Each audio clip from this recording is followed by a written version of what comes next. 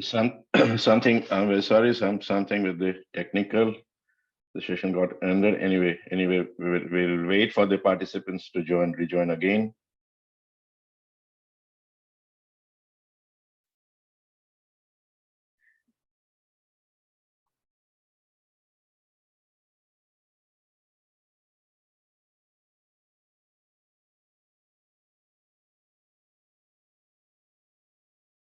Yes, sir.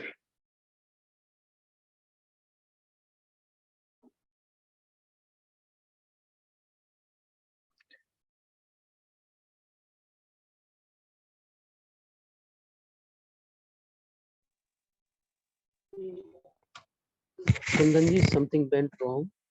Yes, something went wrong. So I'm gonna call him for No, rejoining and also announce. It's all right. It's all right. He's online. Dr. Saab, he's online. Okay. Dr. Bogle, sir. Dr. Bogle, sir.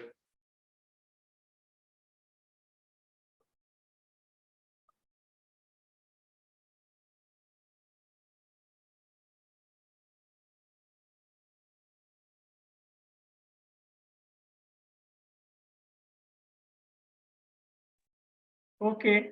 Thank you. Well, I will wind up within 5 minutes. Let me summarize. See, now the problem is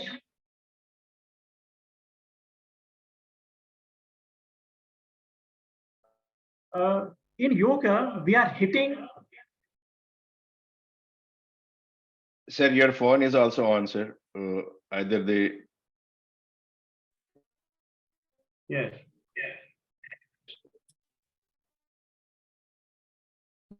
No, it's okay, sir. No, it's okay. Sorry for the technical thing, sir. Please go on, sir. Please go on. It's okay. No, it's okay. It's very interesting. Please go on.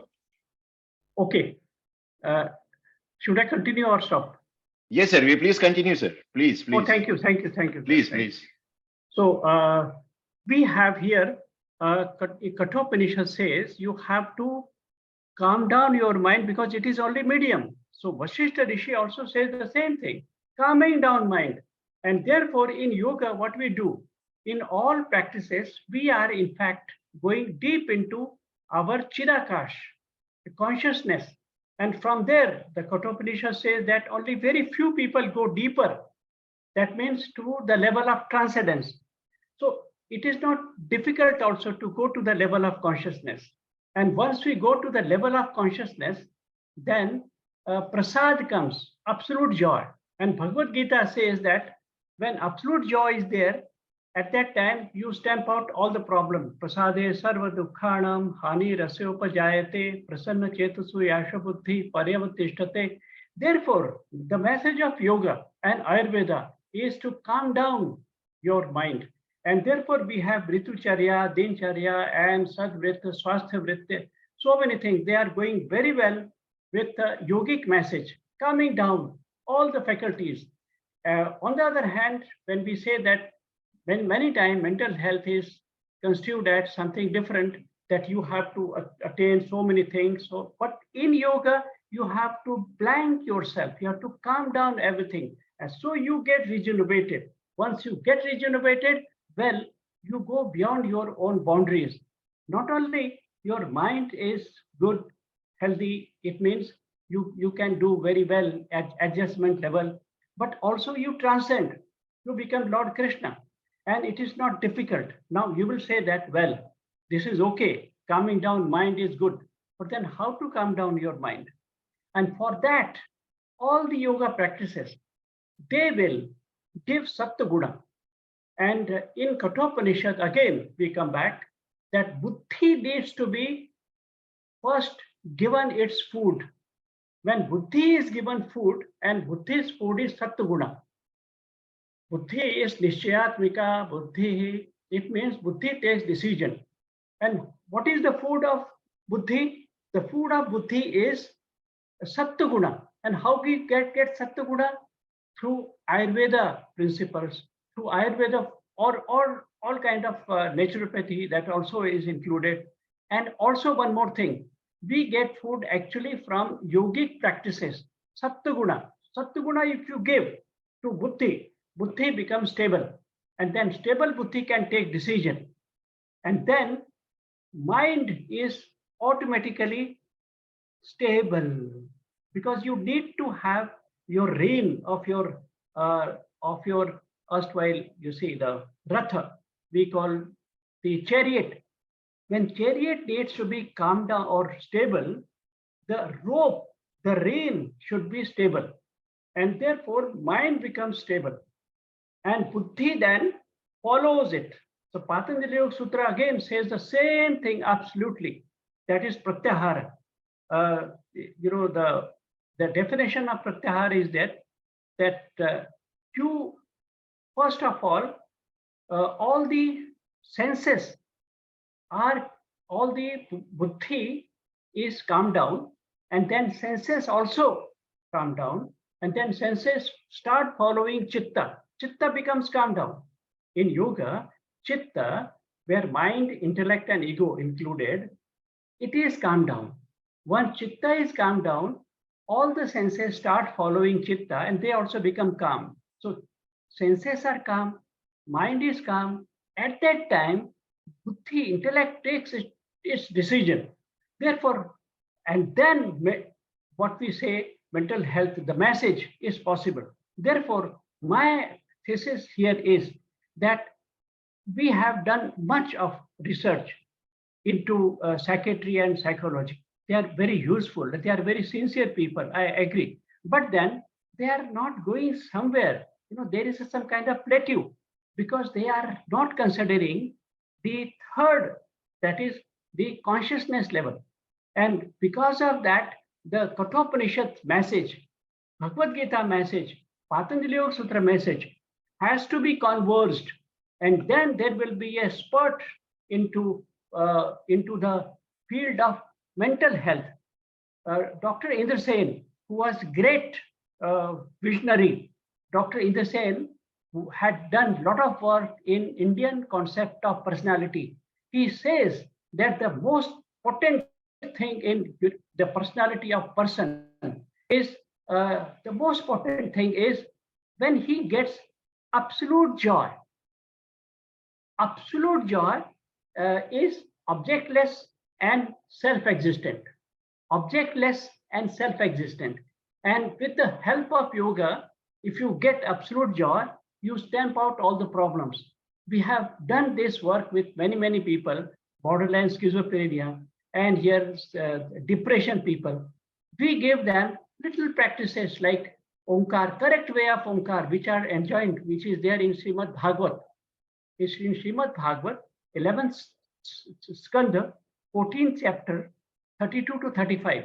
We have ample of guidance there. If you have that kind of Omkar and Gayatri Mantra, which has been enjoined in our Vedas, the Tattri Aranyak and all that, that would give tremendous help. We have been working here. And apart from that, when you have some simple meditation practice, and how we have to take care of all the three levels. Feel the whole body, number one. Once you feel whole body, after some time, you start feeling the second level, interoception, that your body would speak to you. That is some kind of problem you feel, some kind of aches you feel. In the beginning, you feel the whole body, right? And then you come to the second level, and that is interoception. Your body will speak, yes, here I have pain, here is this thing. You have to tolerate that, just like in Vipassana. And after that, after some time, you have absolute joy, little bit happening within you. And if you practice this, just 15 minutes, even 10 minutes, you will know that slowly and slowly, all your problems would go away. So my final remarks are that we need to take into account, without which we cannot do, Bhagavad Gita, Patanjali Yoga Sutra, Kathopanishad, and we need to go to the Indian way of thinking about mental health, not the, though they are very, very sincere, I agree, I salute them, all these scientists and the psychiatrists, but then somehow, because they are not considering what mind is, it is not there in their science what to do. And also they are far away from the concept of consciousness, Atma Tattva and all that. without which we cannot go ahead. So I venture to say that even though you may not agree with me, many people may be angry also, psychiatrists and all that, but we need to come someday to the Indian concept of mental health. And then you will see that things are very difficult for you, but still you are calm and quiet. And what is the personality of Bhagwan Krishna in Mahabharata? So that can be achieved. That's my final comment. Thank you very much for patient listening and all that problems that has happened meanwhile. Thank you very much. Considering the third level, yes, sir. Considering Yes. the third level, sky of consciousness, Yes, concept of Chidakash. healthy Yes. mind, Yes. how to Yes. make it healthy, food for Yes. brain, food for intellect. Yes. Very nice, sir. Very nice. Very interesting. We are very thankful to you. Very thankful to you, sir. Please. Thank you very much. Thank you very much. Thank you, sir. So with this, we move ahead. We move ahead. We move ahead. And I'm sorry, Ms. Anara. So I invited you, then Dr. Vogel came. So it's all right. So once again, I'll say, she is a certified yoga therapist, BSc Yoga Science from Dev Sanskriti Vishwavidyalaya, Haridwar, India. And she is learning and teaching Ayurveda and yoga. So I invite Miss Jahanara.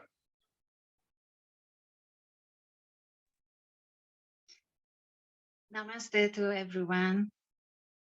Can I start? Ma'am, your video, once a minute. Okay.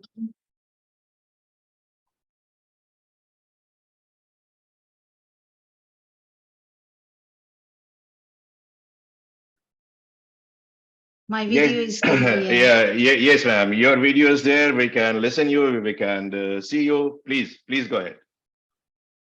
Okay. Hello, everyone. I'm Bahare, and it is an honor I be here with you. Today, I am talking about the role of yoga in heart problem. And in first, I would like to speak about yoga and health. In a world where we all see a lot of problems every day, and we are emotionally and psychologically in social hardship, our physical health has become more vulnerable than before. And the percentage of diseases progression has increased in the society. And all people need to pay attention to the three aspects. And this three aspect is in definition in health from World Health Organization that emphasizes health is as a state of complete physical, mental, and social well-being, and not merely the absence of diseases or infirmity. And in next, we know about yoga. Yoga is very important for health, for balance, emotional and physical in body, and also spiritual. When you practice yoga, many different hormones will be active in your body that will play a high role in your health, in your health survival. And in next, human body and heart, yoga is an alternative system of healing. Its power being widely harnessed to prevent and treat various diseases of the heart. Yoga is undoubtedly a reliable avenue for holistic health. Diseases is manifestation of underlying disturbing in the mind, body, domain, yogic way of life offers a solution to elevate the health of body, mind, and soul. Yoga is a core for many diseases and the health of body, mind, and soul. And the heart is also deeply integrated with the subtle body.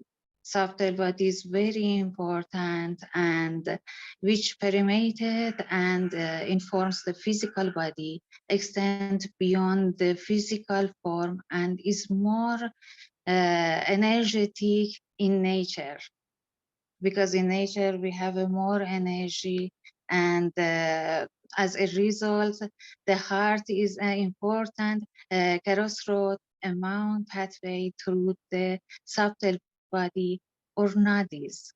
Nadi in body, we have a three nadis, and Sushumna is between these two three nadis and has a control for mind and emotional. And it is intimately connected to the heart chakra as well. And yoga has an important role in the prevention of cardiovascular diseases that include recurrence of heart attacks, hypertension, and coronary heart diseases. And yoga influences the hypertension directly, and yoga control with hypothalamus, that area of the brain that controls endocrine activity and helps prevent heart attacks. A complete yoga program involves exercise, asana, breath control or pranayama, sleep control or yoga nidra, and mind control or meditation. These are three tenses for cardiac health. The curative benefits of yoga enhances heart health, lowers blood pressure, and reduces chronic stress. Chronic stress is very important. If we can control stress, we can help to health and remove diseases. And also boosts the immune system and enhances cognitive ability. And in this part, I want to speak about role of emotion in heart problems. In first, I have one message. The mind has its root in the heart and not in the brain, because the human heart is in the center of the body and the seat of the soul.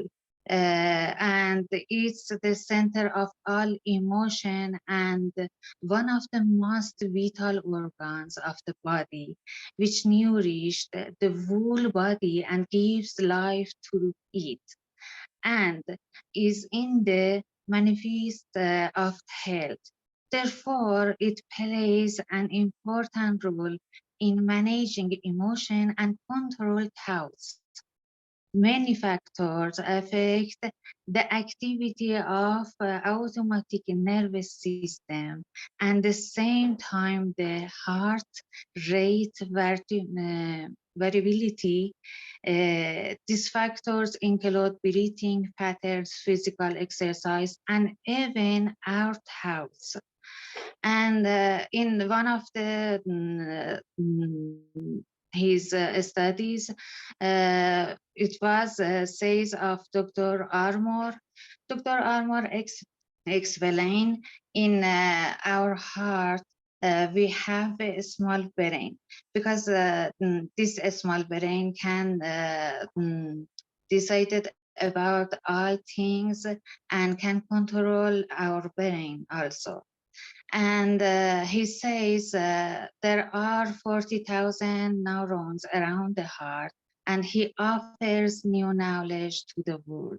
And he says heart is equipped with a command center or a small brain that can control and manage neural activity inside the heart and also change the overall rate in the mind by analyzing emotion.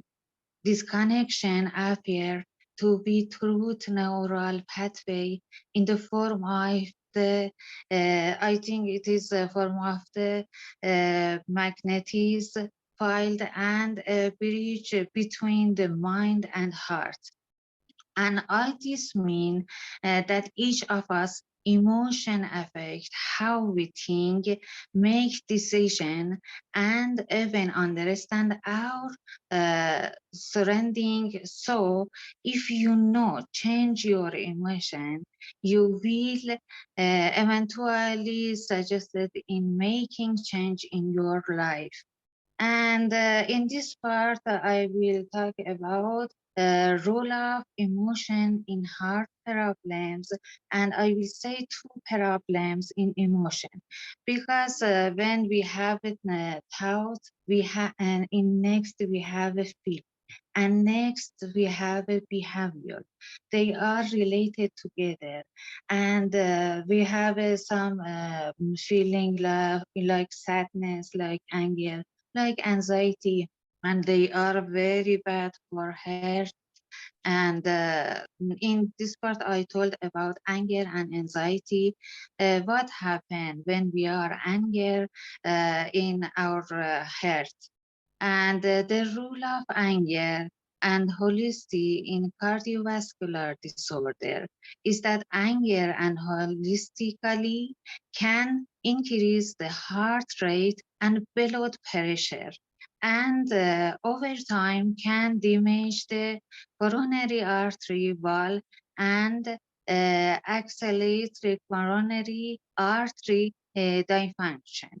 And the role of anxiety and the depression in heart diseases. When you experience depression, anxiety, or stress, your heart rate and blood pressure rise. There is reduced blood flow to the heart and your body, and produce higher levels of cortisol, a stress hormone. Over time, this effect can lead to heart diseases. Depression and anxiety can also develop after cardiac events, including heart failure, stroke, and heart attacks also. In heart problems, the human heart is the center of the body, physical, spiritually. Heart wellness requires sustaining of emotional health, and physical health of these life-giving organs. And the heart is the hub of the doshas and the ojas, the core of immune system and function and livingness. Additionally, stromatis transfer the heart. This internal channel of waste, energy, sensation, and nutrients also transport blood throughout the body.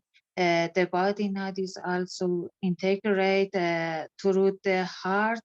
Nadis are energy paths, the subtle human body, and move prana or life force energy throughout. And I have one example. In Iran, I teach yoga rhythmic and aqua yoga. When I teach yoga rhythmic, I mix the dance with Azari dance, one of folk dance in Iran, with yoga. And I used Param hands mudra, Param Azari dance. When we did this yoga rhythmic in class, all people were happy, and all students had a nice feeling after finish class. Also in aqua yoga classes, because water is one of the nature that can help to us be happy and forget all sadness, anger, anxiety, and something is negative feeling.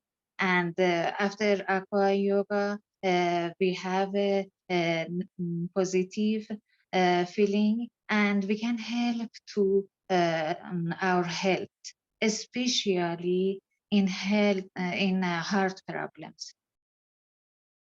And yoga can benefit the primary. This part, I am speaking about heart diseases, and I think yoga can benefit the primary and secondary prevent of cardiovascular diseases, and that it can play a primary or a complementary role in the regards. And the heart diseases is the major causes of early morbidity and mortality in most development countries, and is perhaps used for a variety conditions that affect the heart's structure and function. And there are several diseases under the heart diseases umbrella, which include and name of diseases in heart problem is heart attack, myocardial infarction, heart failure, arrhythmias. Arrhythmias is abnormal heart rhythm, and aneurysm, a blockage caused by the weakening of the heart muscles or arteries, and rheumatic heart diseases caused by rheumatic fever, and congenital heart diseases, defects or malformation in the heart or blood vessels that occur before birth. Cardiomyopathy, this condition causes the heart muscles to harden or become weak, and myocarditis, inflammation and infiltration of myocardium with necrosis and degeneration. And pericarditis, inflammation of the pericardium, and valvular diseases related to valves of the heart. And in the last part, I say about heart diseases or cardiovascular diseases that Perana can to help it, and effects on the subtle body shows breathing increase, cardiac, vagal, barophylex, and sensitive improves oxygen saturation, lowers blood pressure, and reduce anxiety. And pranayama serves several purposes in yoga. First, in the method by which the nadis, particularly the Ida and Pingala nadi, are purified to allow prana and to follow to the central channel, the Sushumna Nadi. And in the ordinary state, Prana flows with regularly alternating dominance through the Ida Nadi and the Pingala Nadi. The effects of this back and forth fluctuation is mental activity. Prana waves, one of the 5 major modalities of prana, function within the superficial mind. Manas is very important in yoga, and if we can in heart, and which progress the world in which we live, attached to the 5 senses, and dominated by the superfilled mind, which is filled with idle chatter. Prana Vayu carries the energy of emotion. And when we want to make a decision, we say you can listen to your heart. And why we say this? This is like says Dr. Please wait. Dr. Armour. Dr. Armour told about a small brain in heart. And if we can control a small brain in heart, we can control our thoughts. And it can help to us be happy and take a nice action. And reduce all pressure, all stress in mind and body. And thank you so much from everyone. I hope all feel happy and thank you. Shukriya, sir. It was very interesting connection of heart to brain. It was very interesting. Thank you for the work you are doing and helping people, especially the area in which you are living. Thank you very much.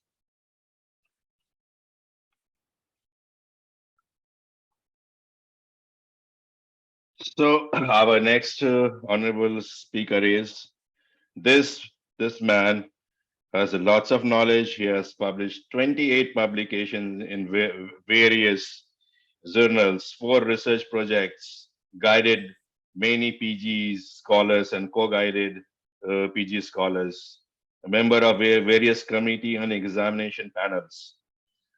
He is regularly participating in different TV shows, print medias, propagating and promoting Ayurveda and yoga. Is MD Ayurveda, Associate Professor, Department of Kaya Chikitsa, National Institute of Ayurveda, Jaipur. Sir, I welcome you and invite you, Dr. Harish Bakuni. Sir, please. Thank you very much, sir. And thank you, the platform that you have provided me. First of all, I just want to congratulate you to conduct such type of conference in which all the learned scholars has delivered their thoughts regarding Ayurveda and yoga. I am assigned to talk about a topic that is very prevalent nowadays, and that is the lifestyle diseases. As you witness, now we are in the era of the non-communicable diseases like hypertension, diabetes, coronary artery disease, cerebrovascular accident, and lots of other psychological elements are very much abundant in the society. So I will talk about the approach or management strategies through Ayurveda and yoga in the present scenario.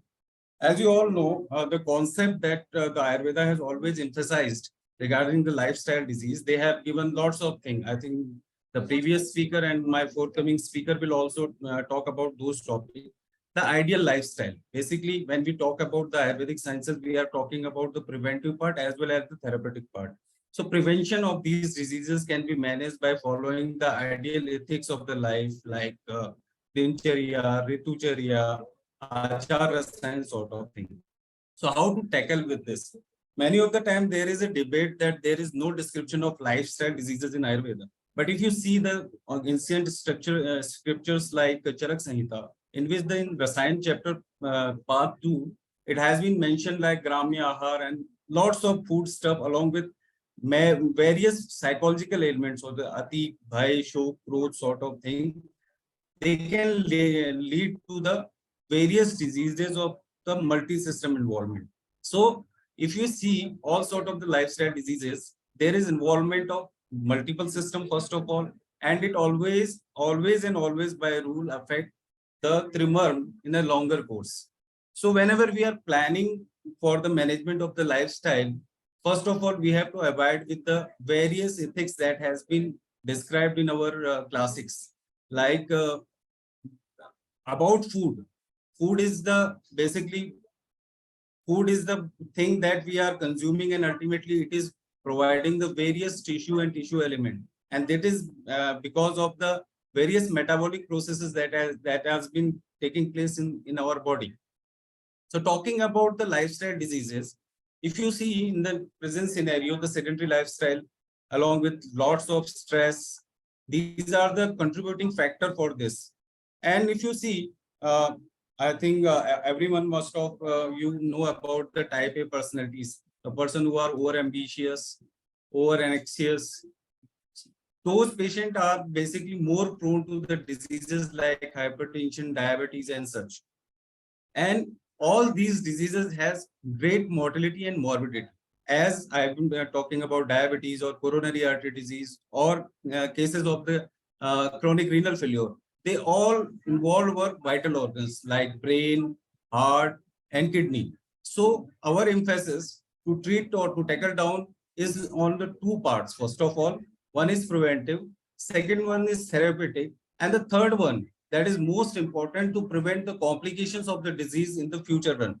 So risk assessment and stratification is one of the most important thing to treat or to cure any sort of lifestyle diseases.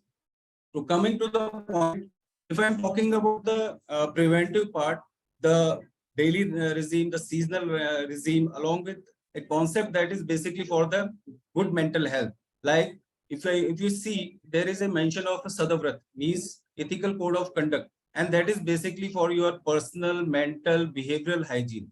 How to interact in the society, how to be calm. And yoga plays a very important role in, if you see the Ashtanga Yoga, Yam, Niyam, Asan, Pranayam. So there are code of personal hygiene along with the social hygiene. And if you follow this, you are basically taking your mind to the parasympathetic dominance. Type A personality individuals are those individuals who are aggressive, who are impatient, who are over ambitious, and they are sympathetically dominant. And there is a mode that is called the flight, fright, and fright mode on these individuals. There will be vasoconstriction along with lots of cortisol in the body. The body will be in the hyperactive phase. While in the parasympathetic, like in yoga, pranayam, dhyan, and all sort of they brings you in the parasympathetic dominance, where your muscles are relaxed, your arteries are on not your BP is okay. So you are not producing excessive stress to the organs. Coming to the point number 2, these are basically physical and other things. How the stress takes place for the generation of the lifestyle diseases. As I told you earlier, it is the cortisol and all sort of the hormone. Along with that, whenever a person is in mentally stress, and we know the whole governance of our body is from the brain. And if we talk about the Ayurvedic principle, it is the Chetana Adhishtan that is seated in Hridaya, which governs all the entire activity. So if any sort of the mental stress will be there, it will convert down to the later phase into the vegetative stress or the organ stress. You can see many of the psychosomatic diseases like acid peptic disease, inflammatory bowel diseases, irritable bowel diseases, and lots of other mental and sexual diseases are basically because of this derangement of this particular entity. So whenever we are planning for any management of this disease, there are first of preventive part, we have diet, dietetics, lifestyle modification, along with Achar Rasayan, which has been mentioned in by Acharya Charak Satyavadinam Akrodham Nivratam Madhyamatuna. There's lots of things. Means you have to be calm, you have to be relaxed, you have to talk to the others with a good behavior, and ultimately it will give you good vibe, and your body will release endorphin, and your organs will not be in stress. So this one is a preventive part. But while treating the condition like diabetes and such, Ayurveda has classically classified the disease in a patient-oriented approach. If you say in diabetes, the patient are basically categorized in two categories. One who is obese and who has good strength, and the second one who is very lean and thin and emaciated. So the treatment approach for both the conditions or both the patient of the diabetes will be different. In one scenario, we have to go for any biopurification method, and the other one we have to nourish the patient.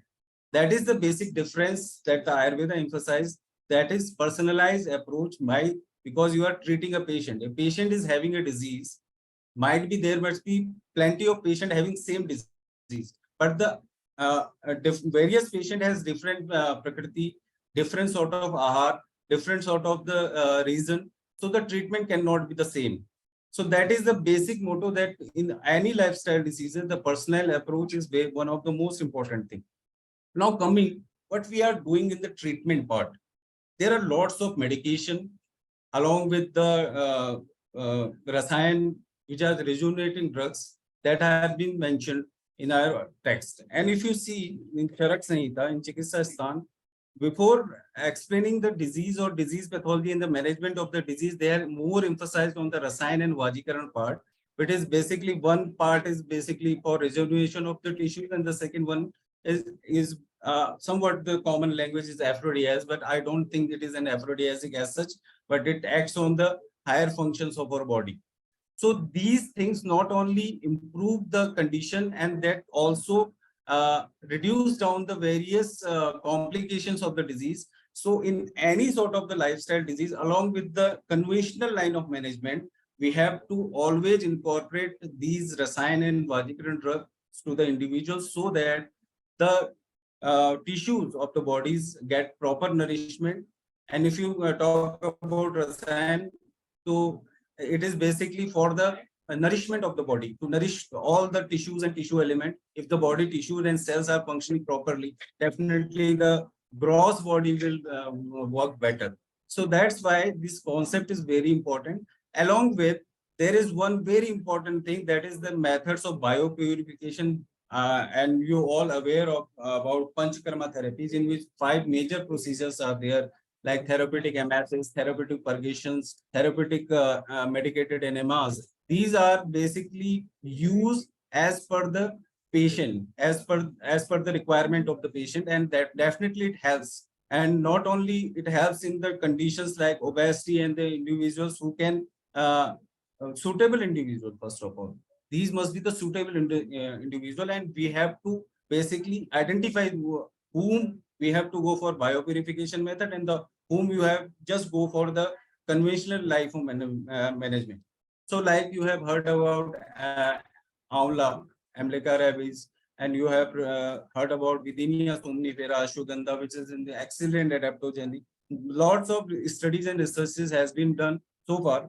So the role not only in the therapeutics, but also in the preventive. Nowadays, many of the things, preventive cardiology, preventive oncology, sort of many of the things are emerging. And this is the high time when not only prevention, but also for the therapeutic and for the to decrease the risk of the disease, to decrease the complication of the disease, the Ayurvedic modalities are very much important. The second point, which is very important, that is because of these lifestyle diseases, stress is one of the most important factor, because it is basically affecting all body organs. So if you see, sangat ujjayate kamam, kamam krodhat ujjayate, krodhat bhavati sammoham, sammohat smriti vibramam, smriti vibramam buddhirnasham, buddhirnasha pranasati. This is a verse taken from Gita. Means when you try to accumulate things, then you become mohayuk. You are basically indulged in that activity, and that if you don't get it, then you have an anger followed by your experience loss, means that is smriti nas, and later on because of that there will be your intellect will not work properly, and ultimately it will produce many of the diseases, and it will basically disturb the harmony of the psyche and soul. So the takeaway message is, whenever we are treating the lifestyle diseases, not only in Ayurveda, but if you are approaching for the interactive approach, use of these particular herbs, or the basically I will talk about the rasayan and the other, with the conventional line of management, these drugs should be incorporated in each and every prescription along with yoga, because yoga is one of the important things that eliminates stress, that eliminates the fear of the disease, and ultimately the patient get benefited. So I think for the short and crisp, I just want to conclude what I have said. Any sort of the lifestyle diseases, we have to focus on the individualistic approach. One, second, the use of the judicious use of the Ayurvedic medication along with the various yoga therapies that we have.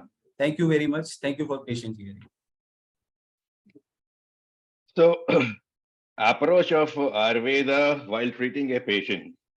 As Dr. Sahab has said, we all are individual. So the approach should also be individual, unique. Thank you, sir. Thank you for the presentation. Thank you very much. Thank you. Thank you very much, sir. And Dr. Surendra is joining with here with me. Thank you. Dr. You are from the same same institute. Yes, sir. Please.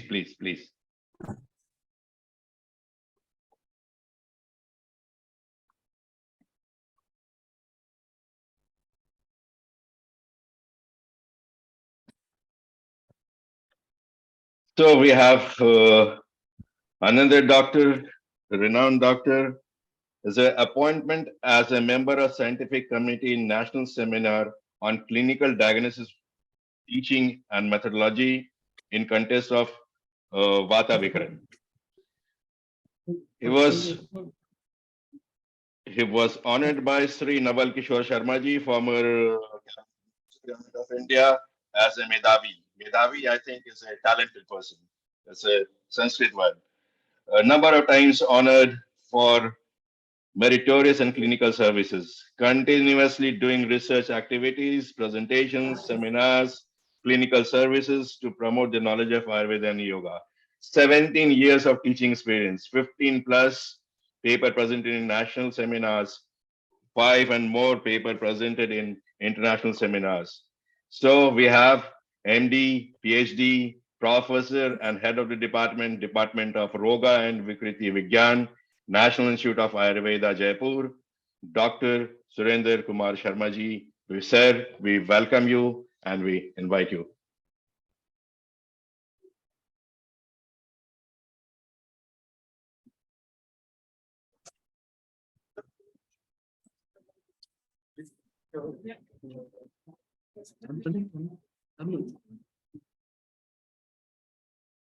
Namaskar, sir. Namaskar, Please, sir. Please, sir. Sir, first of all, I am very gratitude to your and organizing committee to give me an opportunity for presenting the burning issue, burning topic, and learned scholars and other participants. Sir, it is my topic is basically belongs to the daily regimen. It is a very little bit topic, but it is very important because our lifestyle depends on the daily regimen. So today is a time of lifestyle disorders. So if our daily regimen will be advocate and good, so we can add on daily a positivity. So ultimately result of this we can prevent the non-communicable diseases by the following the daily regimen as per prescribed by the Ayurvedic Acharya. So in this regarding, our Ayurvedic Acharya are described well to daily regimen. So daily regimen means the morning to till night. It is considered as a daily regimen and dinacharya. So in daily regimen we can add in Ayurveda our Acharya, our ancestors Hindu religions are described about the daily regimen. Our Acharya Susrut, Acharya Charak, Acharya Vagbhat also described about the following certain rules and certain rules are regarding the daily regimen. So first of all, we considered about the daily regimens like Brahma Muhurat. It says कि Brahma Muhurat Uchishte Jirna Jirne Nirupyat. It means that कि Brahma Muhurat before sunrise 1.5 an hour. It is a basically Ayurveda depends on the dosh. So they are divided on the dosic dominance. In 2 to 6 a.m. time is a Vata dominant time. So Brahma Muhurat is considered as a Vata dominant time. So in this time, Vata is responsible for the excretory functions. So all the excretory functions are held at the 2 to 6 a.m. So if we arise on the 2 to 6 a.m., our excretory system will be good, and our expelled the excretory matters expelled very adequately. So in this time, whenever the bath is dominant, so our excretion will be good if we will arise 2 to 6 a.m. So I always recommended about that things. We should awake or 2 to 6 a.m. So Brahma Murate. So after Brahma Murate, importance is the homeostasis of the dose and our system also. So if we arise after the Brahma Murat, we can accumulate lot of toxins in our body. So if we want to prevent the diseases of the non-communicable disease, especially, we should be arise before in the Brahma Murat also. So after the arising, we should some other factors of dincharya is should be followed. Likewise, the after the we should go through the cleaning of the teeth. Teeth cleaning after the arising teeth cleaning is so a lot of herbs are recommended in this regarding. Likewise, khadir, nimb, haridra, these are available in rural areas in India, but in foreign countries, lot of herb preparations, paste and powder are available. But there should be an astringent nature and some bitter nature also, because astringent and bitter nature of herbs are recommended to prevent the some mouth elements, although balance of the doshas. So after the cleaning of the tooth, we should apply daily for oil on the mouth. This is in Ayurvedic language called gandush therapy. So whenever we applied oil on the mouth, it is called a gandush. So gandush is a strengthen the our jaw, our tooth and our gums also. So Ayurveda recommended about the gandush therapy. After that gandush therapy, some other oiling therapy also recommended by the Ayurveda. The forehead oil therapy and other oil is basically oil is some oil are very easily available, like sesame oil, but some medicated oil also are available in world also. And likewise, irimedadi tel are recommended for the oral elements. So a lot of oral disorders are nowadays very prevalent. So irimedadi tel and sesame tel also beneficial for the gandush therapy. So after that, apply that. Ayurveda says nasya karma. So nasya karma considered is a panchakarma also. You might have seen panchakarma therapy, nasya therapy, but nasya therapy is also recommended on the daily regimen in Ayurveda. But little bit difference of the panchakarma therapy. In panchakarma therapy, nasya karam is applying a lot of oil. But in Pratima's daily regimen, 2 to 4 drops oil applied as per dosic predominance of the patients and healthy persons also. Whenever a patient is a Vatic dominance, we should apply the maybe apply coconut oil, anutel oil also. And whenever patient is suffering from the pitta element, we should apply the chandan oil also. So as per dosic dominance, we have applied the Nasyakaram. Nasyakaram means 2 to 4 oil apply on the both nostrils. After that, so Nasyakaram is a very good for insomnia patients, in lot of mental disorders, and lot of neurological problems also. Because Ayurveda says ki shirso hi nasa dwaram. It means that the nasal passage convey to the oil in the neurons also. Shirso hi nasa dwaram. So whenever our neurons and neurotransmitter will be good in advocate level, we can prevent lot of mental disorders like which serotonin, GABA, and other things, neurotransmitters are enhanced by the Pratimarsh nurse. So Pratimarsh nurse is recommended in daily basis. So after that, Ayurveda recommended after nurse, Ayurveda recommended Abhyanga massage, very popular in nowadays. A lot of spa therapy and lot of centers are opening and doing Abhyanga massage therapy. But in daily basis, Ayurveda says that daily patient applied daily oil massage, Abhyanga. So Abhyanga also we can manage in our home also Abhyanga therapy. So in our as per our dosic dominance and as per our constitutions, we can apply oil therapy, massage therapy in Ayurveda. Sesame oil and mustard oil and other oil may be applied for the massage therapy. But a sesame oil is very ideal for that purpose. So Abhyanga nourishes our Bhrajak Pitta also. Bhrajak Pitta is located on our skins.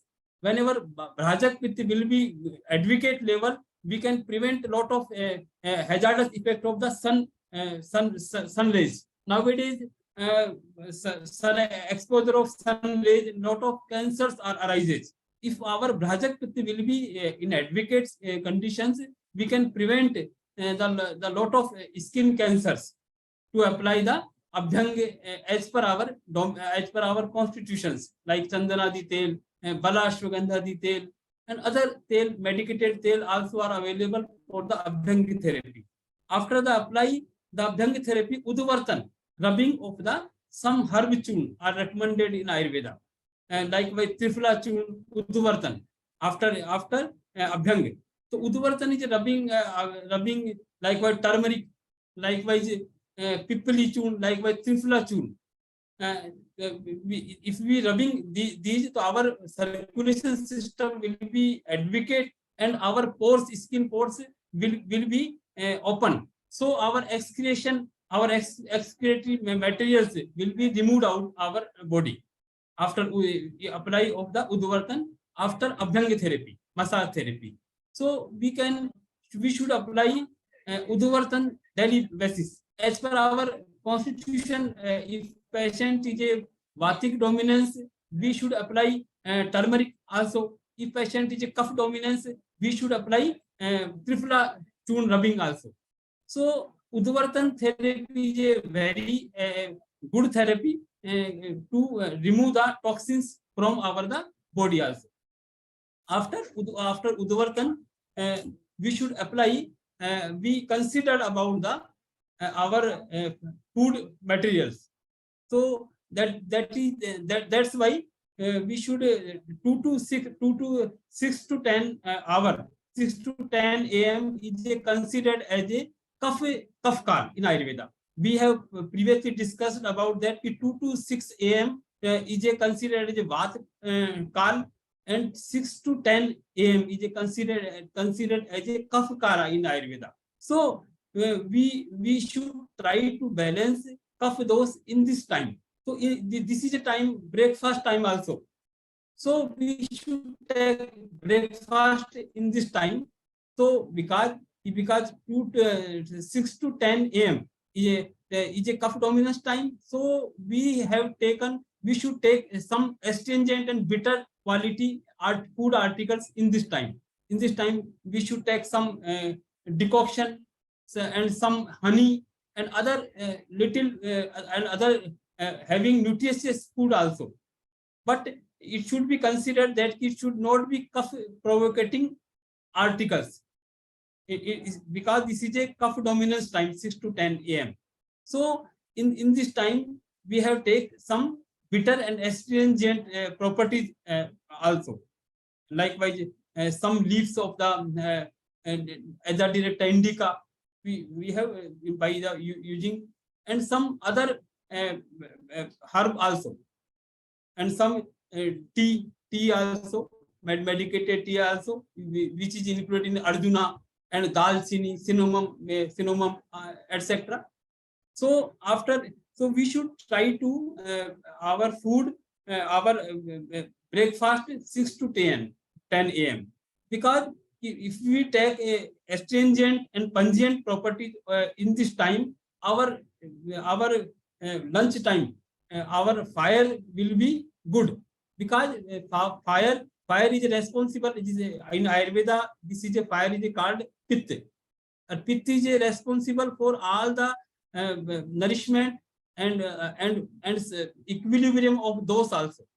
Whenever our Pitta is a good quantity and adequate status, we will be having good metabolic activity and proper nourishment also. So we should try to take our lunch after Pitta Kal. Pitta Kal is a 10 to 2 a.m., 10 to 2 p.m. So we should try to take our lunch in 10 to 2 p.m. because whenever in this time Pitta is a dominant situation. So when we in this time we consume food, our food will be properly assimilate in our body and nourishes our system also. So we should try to take a food lunch in this time regarding. After that, in evening dinner time will be before sunset. In Ayurveda says about that, after the sunset, the digestion system will be slow gradually. So we should take try to take food before sunset. And because whenever our food will be less in less quantity and having a good lagu property also. Lagu santarpan mein ek karyam. Ayurveda says about that. So in evening food should be lagu but nutritious. After that dinner, we should try to take some. We should try to sleep because in Ayurveda considered sleep is a 3 pillar of life. Among the 3 pillar of life, Ahar, Nidra, Brahmacharya. So sleep is a very important. In Kashyap Sankita also says whenever a person have a good sleep, he will definitely prevent lot of neurological disorder and lot of mental disorder. So sleep will be advocated by the following some rules. Likewise, in Ayurveda says we should apply the oil in feet before sleep. The Ashtanga says 3 parts should be applied daily basis on the skin oil. Likewise, forehead, feet, and ear.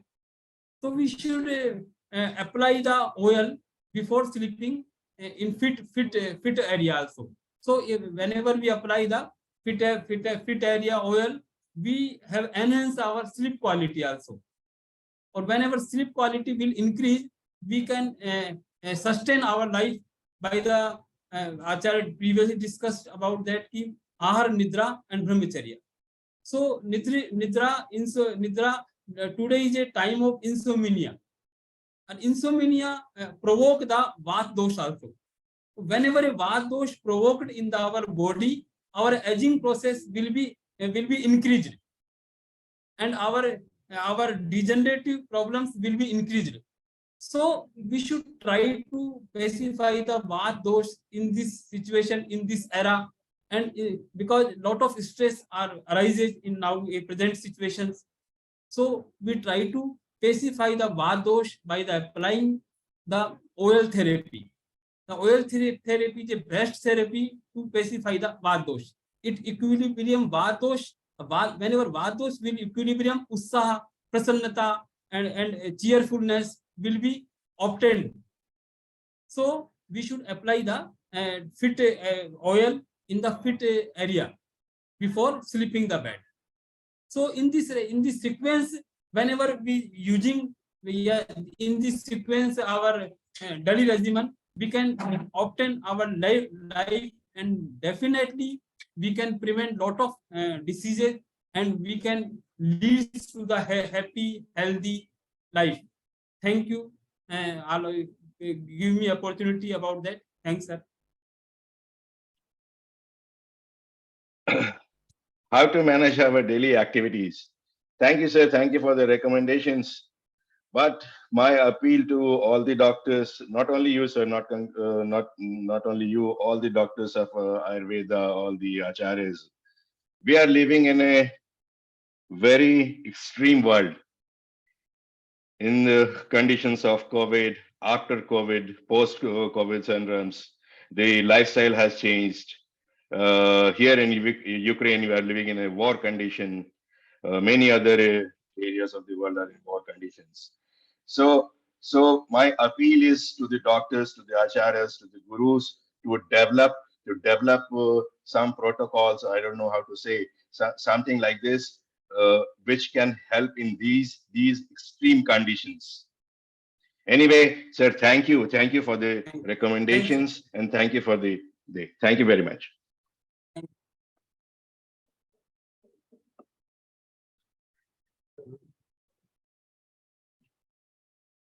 So we move ahead. We have a lady. She is certified yoga instructor from Swami Vivekananda University, Bangalore, India. Certified coach, Council of Yoga Accreditation International, yoga therapist. She has been working in Lebanon. Certified neuro trainer. She is owner and director of one of the yoga centers in Damascus. I appreciate and I feel the difficulties the mission is taking in such conditions, in such tough conditions, in the war conditions of Syria, and promoting Ayurveda yoga, taking the advantages of Ayurveda yoga science, and helping people. So I welcome and invite Mrs. Gadir to say few words. Ma'am, please.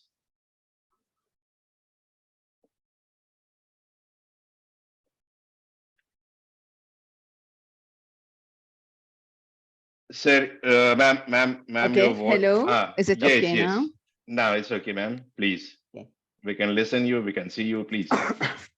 Thank you a lot for this invitation. It's honorable chance for me to speak in front of these eminent personnel who are well informed about yoga and Ayurveda and all these interesting topics that I'm listening to now. I just have a dream. Let me start with this. After thanking the organizing committee, and thanking Dr. Baharaji for my invitation. Let me tell you about my dream. When I first came in contact with yoga and Ayurveda, I found my own solace, my own salvation, my own security in the middle of the chaos we were living in.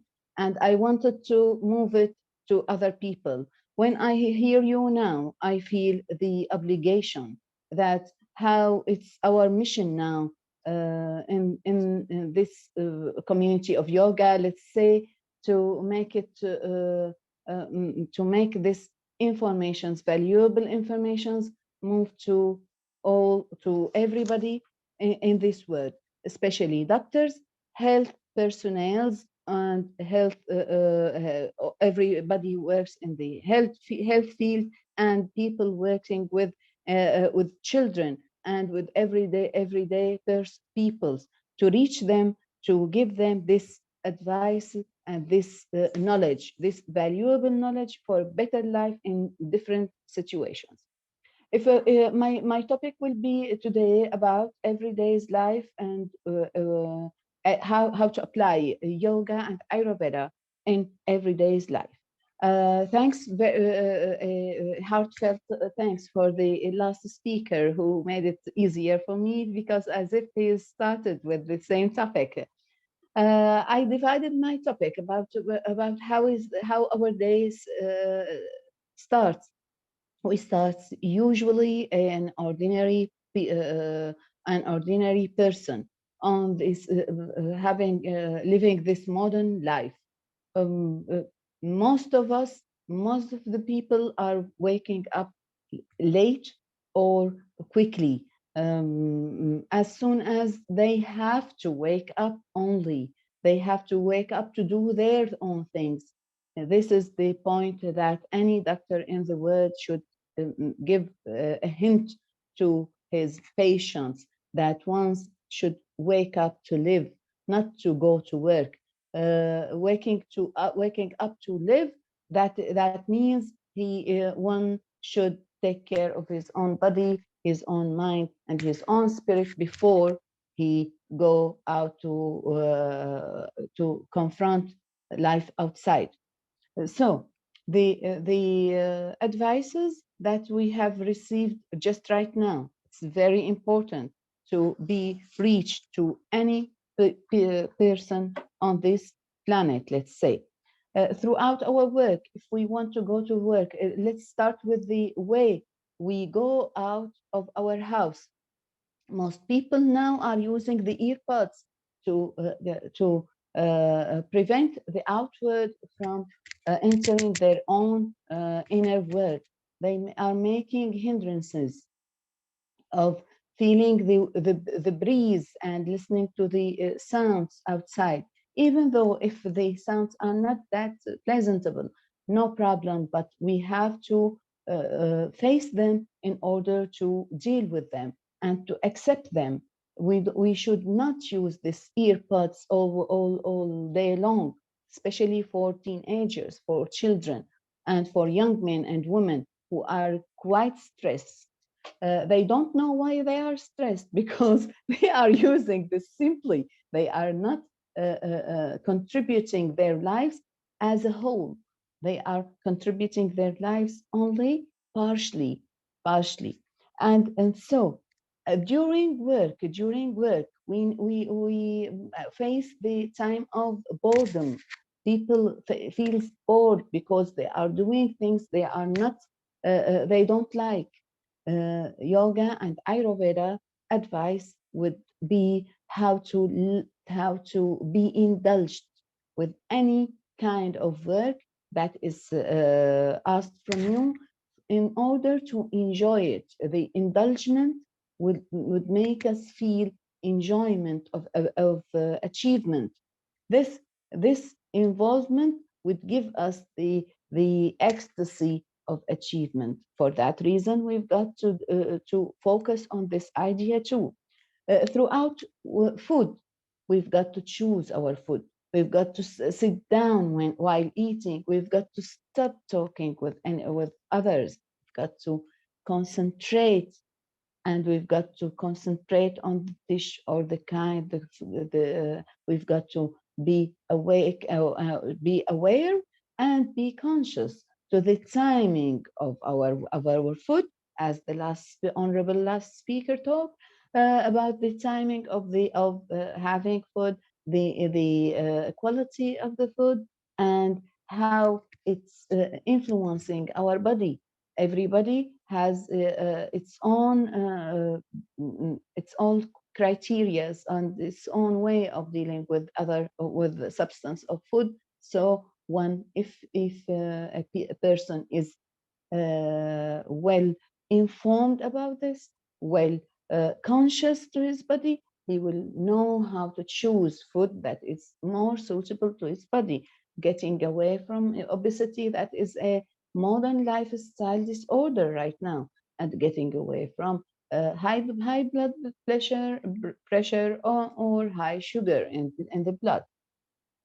Let's try to be more kind to ourselves. It's time to watch our thoughts. It's time to stop beating ourselves inside and pretending that everything is okay from the outside.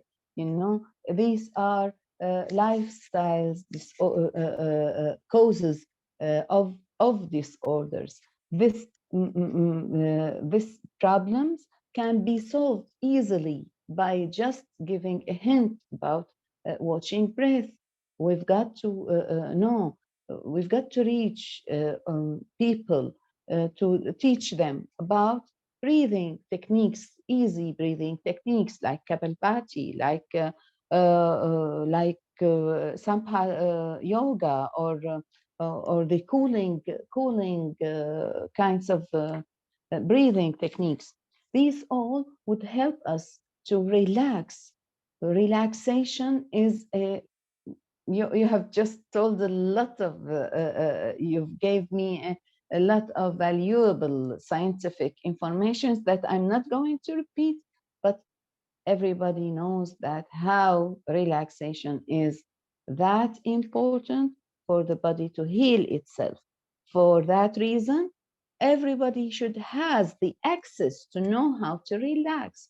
Most of us sometimes reaches, they are doctors, they are engineers, they are well studied, they have studied high they went to university and have a high level of study, but they're still living in a case of hectism, and they are facing life with an anger issues, very big anger and refusal issues inside.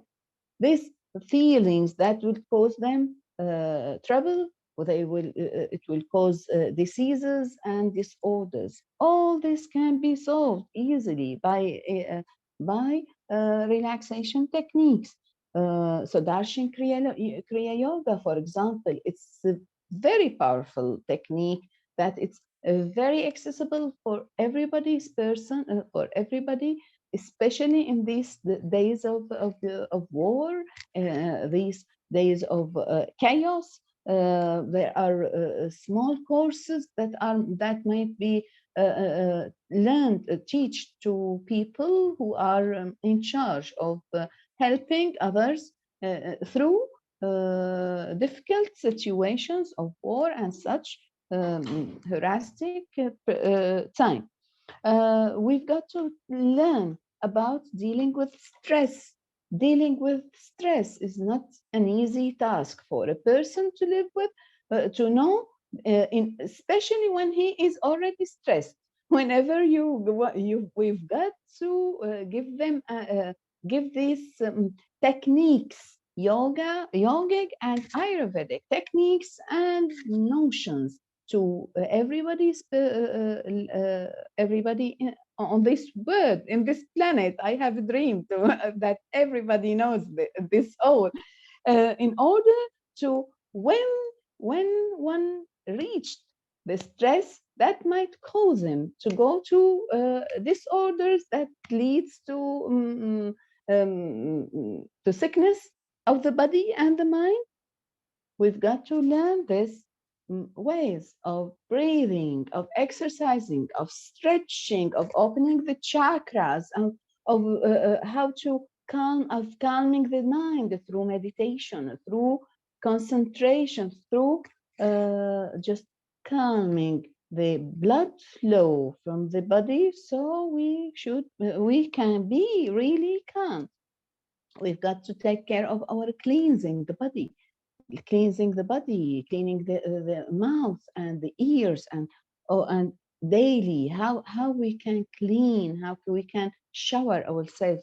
All these things are well explained in the Ayurveda and by yogic exercises and other topics in the Vedas.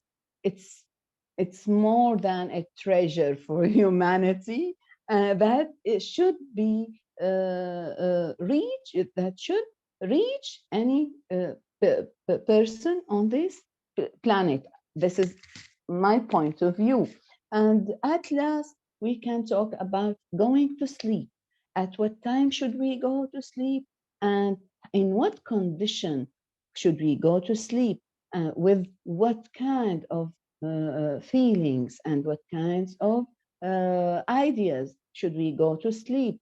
How can we just convince ordinary people to stop using their gadgets before going to sleep. We've got to have a way to reach young men and women and children to stop using their mobile phones, their gadgets and other gadgets, and to just free their minds and relax their mind and enter the state of real sleep that sometimes my students and comes to me and tell me that I'm sleeping too much, but I am never having rest.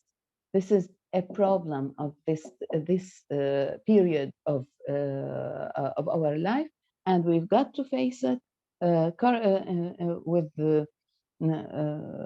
courageously, and we've got to be courage enough to face it and to say our word and to show the word the way. India has this task to show the word the way. Yoga Day is an opportunity to all to give this message, to reach the word, to say the word. And thank you very much for the opportunity to speak some of from my heart to you, and very happy to carry on continuing listening to other honorable speakers. Thank you and namaskar to all. So solutions are there, techniques are there. In Ayurveda, all the techniques are there, solutions are there. But we should inform the people. People should be informed, and people should be properly informed. Ma'am, you have wonderful dream. We have wonderful dream. Thank you. Thank you for participation, ma'am. Thank you. Thank you very much.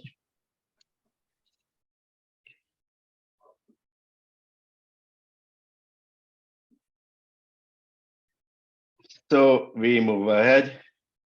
Now we have a participant speaker.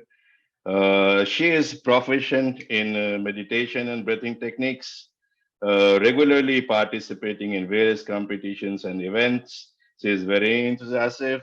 She's a certified yoga trainer from Saudi Arabia, Miss Khalid Aliami. Ma'am, please, we welcome you. Thank you.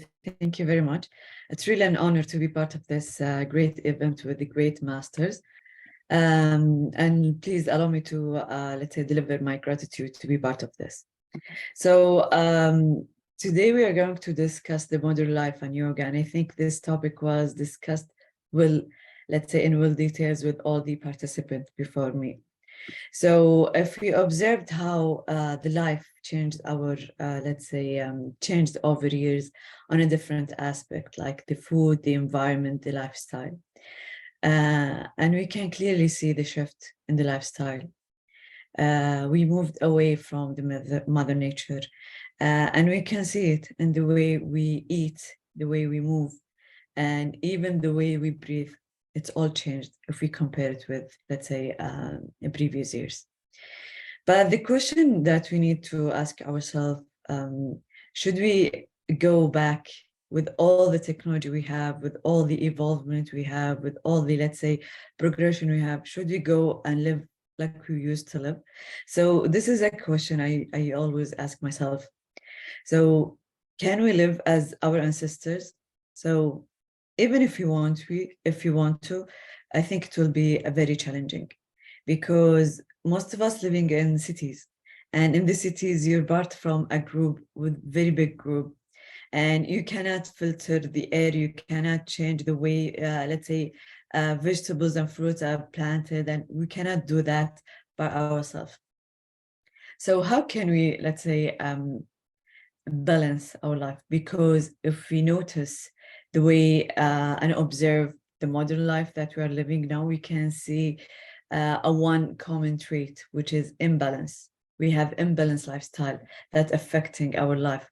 So we can see a new diseases, a new viruses, a new things that is coming with the new life. Even though we have a new ways, easier life to live, it is not with, let's say, the previous quality. So the imbalance is the one thing that we need to consider, because we can see a lot of diseases, problems globally. I'm talking globally. We're talking about high stress, a very, very increasing number in stress. We have a very increasing number of anxiety and a lot of other things that affecting our daily life. And we are living with it, unfortunately. And you can see it even by numbers.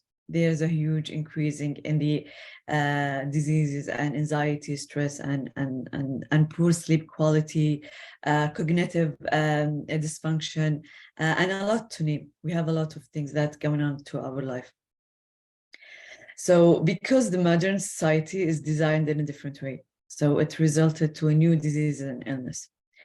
And we can see the dilemma here. So how can we live a very good life with a very good quality, and the new lifestyle has different things? Because as the previous speaker, Ghaida, mentioned that we have a lot of things, like we have the gadgets, we have the mobiles, and we have different things that are affecting our life.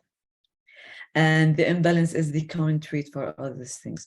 But before jumping to, let's say, to the conclusion, I think we need to discuss a new concept for the medicine, related to a new concept. They call it medicine 3.0, because previously we have the medicine 2.0, which is focused on treating diseases, having, let's say, a longer, let's say, period of time, but you have to live it with diseases. And I'm talking here about myself. When I see it with the people around you, with old people, yes, they have a longer life, but with diseases. They have pressure, they have heart diseases, they have a lot of diseases. So that's why the medicine 3.0, the new concept of the medicine, says that we've done the experiment and it fails. And yes, we have a longer life, but with less quality. And that's why Dr. Peter Attias, in his book, Longevity, he talks about the medicine 3.0, which means that we want to live a longer life without diseases, with no diseases. So this will make us go back to the balancing our life. And going to the, let's say, the way that ancestors used to live, we can use it in our current life in a different way, through yoga, through Ayurveda, because yoga is recognized as a form of mind-body medicine that will integrate, let's say, our physical, mental, and spiritual components to improve the aspect of health, particularly the other things that we mentioned, like the stress related illness. Also the Ayurveda, because it's balanced the way we eat, we know exactly how we listen to our body. We know exactly what are we eating and what should we eat at what time. Also, going back to the yoga, it's really help us to listen to our body, to know how to breathe, because breathing also, it's another, let's say, issue, because we can see it in our daily life. The stress is as affecting the way we breathe. The lifestyle we used to do and we are living now is changing the way we breathe, because the studies shows that because we changed the way we breathe, now we have a shorter breaths, and most of our breath are from our mouth, not the nose. So this affected the, let's say, body functionality, and even the structure for the jaw, the teeth, everything changed because of the way of we breathe over the years. So all these things really affected us and resulted to the new things that I believe we need to, we already have the cure to all these things, but we're not focusing on it. We have a say in Arabic, says, your medicine is within you, but you're not aware. So if the medicine and the cure is within us, we need to listen to our body. And to do that, we have a lot of tools. We have a lot of techniques within yoga, within meditation, within breathing, within Ayurveda. So I believe this kind of science, because it's science, shouldn't be limited to certain people, shouldn't be limited to yogis only. I think this is a thing that we need to, let's say, contribute to spread, to educate people, to talk more about these things. So this shouldn't be limited to certain people, to, let's say, elite people, because yes, it has a lot of secrets and it has a lot of techniques that should be used and shared with everybody. And I will take this opportunity to encourage everyone here, including myself, to share this knowledge and not just keep it for, let's say, events and forums and talk about it and that's it. We need to practice it and we need to see it in our life, because again, balance is the key word, and balance is the thing that we need to work to balance our lifestyle and make sure that we're listening to our body, we are listening to, let's say, to our soul. So that's it. Thank you very much. I just try to keep it short and straightforward. Thank you very much for giving me this opportunity.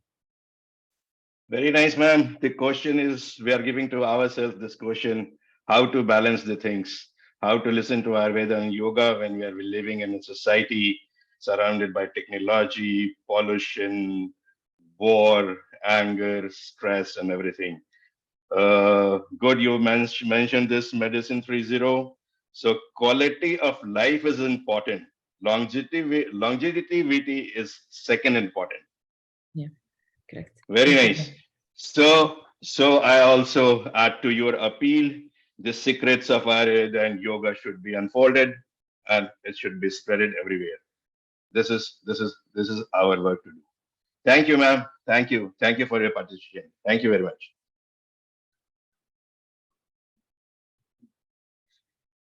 So with this message of spreading Ayurveda and yoga all over, our next speaker, honorable speaker, is member of Association of Ayurvedic Physicians of India, All India Ayurvedic Specialist Association, Academy of Ayurveda Development Research, is a member of all these associations.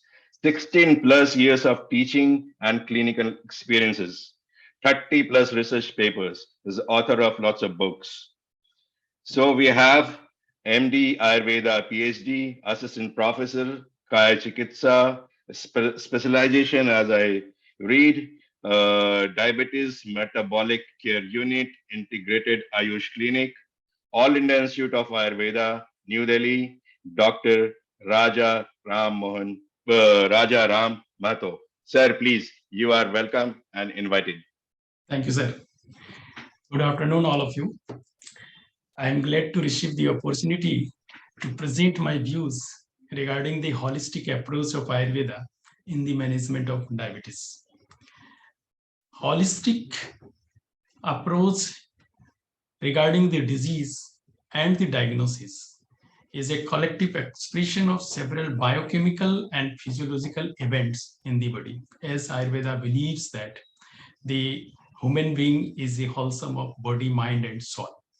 So when we diagnose a disease, we must take our counterpart also. So the diagnosis of disease by one science with the help of the other science.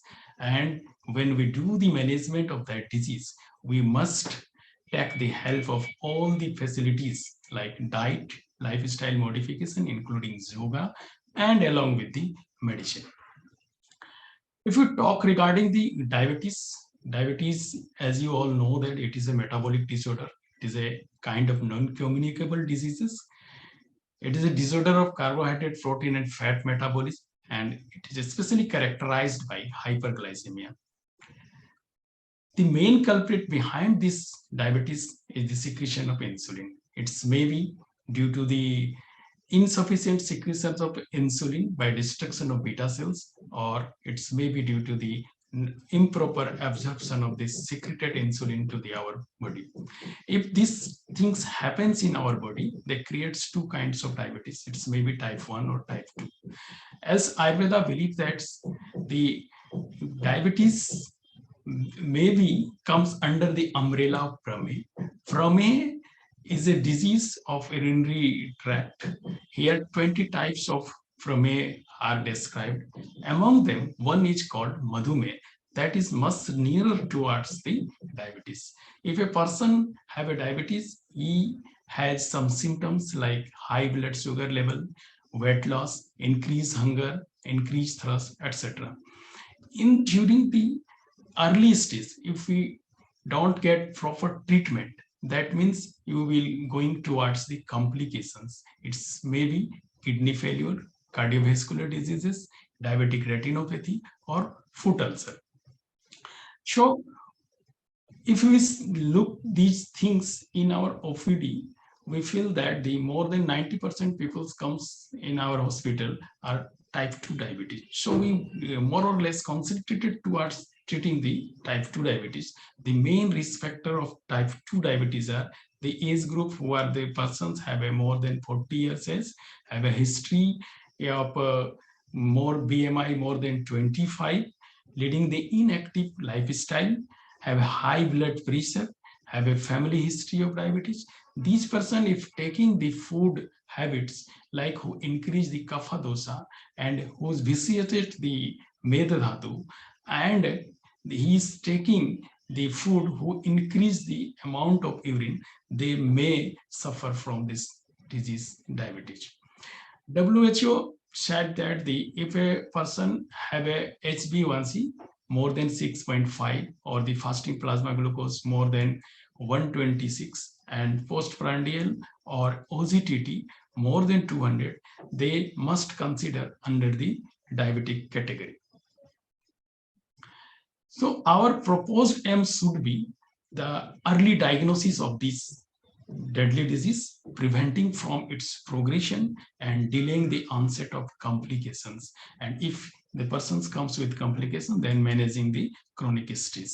So we decided that why not we use the holistic approach so that we can diagnose this disease according to our classical Ayurveda and including the modern technologies and modern criteria also. So in 2016, the first Ayurveda Day, our Ministry of Ayush, a protocol released. That protocol was the protocol for prevention and control of diabetes through Ayurveda from the government of India. And they decided that we include the glucose level. If a person have a fasting blood glucose 125 and PP more than 200, along with our classical Ayurveda features like increased frequency of urine, turbidity of urine, excessive thirst, etc., along with the pre-normal symptoms who are already described in classics of our Ayurveda, they also included in this diagnostic criteria. So when we get the patient, we screen them, and after detection of this diagnostic criteria, we diagnose them. After that, we started the care and treatment.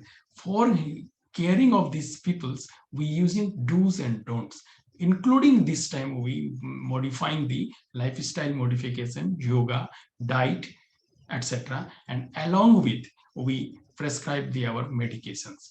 Before prescribing medication, we classified the persons in major two groups: the groups who are obese, and the other hand, the groups who are in thin diabetic. So if a person who is obese, then we prescribe him the purificatory method, that's called Sodhan, and in the common name, that is the Panchkarma procedure. But the people who have diabetes, but he is lean and thin, then we prescribe the oral medications only. Other than this, we can classify these people in other groups like pre-diabetic, early diabetic, late onset diabetic, chronic with complication, etc. And other groups maybe that is mild, moderate, and severe group of diabetic. Suppose that we divide the patients in three groups like level 1, level 2, level 3, mild sugar level, moderate sugar level, and severe sugar level. A person who has blood sugar level in between 126 and 200 in fasting plasma glucose, and the PP 200 to 300, and just he recently diagnosed as a diabetes within 6 months, then we included these people under the level 1 grade, that is the mild sugar level group, and we only prescribe those persons our churna like preparation like Gudmar churna, Jamun churna, Nisha Amalki, etc. The very mild drugs we prescribe those people. But when the patient comes to the level 2, that is the moderate group, the blood sugar level fasting more than 180 and the postprandial is more than 300, and the person comes after 6 months of early onset of diabetes and who is not taking any conventional drugs, then we categorize them in the moderate group of diabetes and we advise them along with this churna some Kvatha preparations. And the third group of the persons who are already taking the OHA, oral hypoglycemic agent like metformin, glimepiride, gliclazide, or voglibos, etc. These groups patients we included under the severe group because they already taking these medications. Are in Ayurveda, if a person who is taking the chemical type of medicines, they comes under the Dusi-Bis category. We must go for them for purificatory measure. In here, we added the churna along with Kvatha, some herbo-mineral preparation like Vasant Kushumakar Ras, Gokshuradi Gugulla, Arogyavardhani Vati, Chandraprabha. These type of drugs we added here.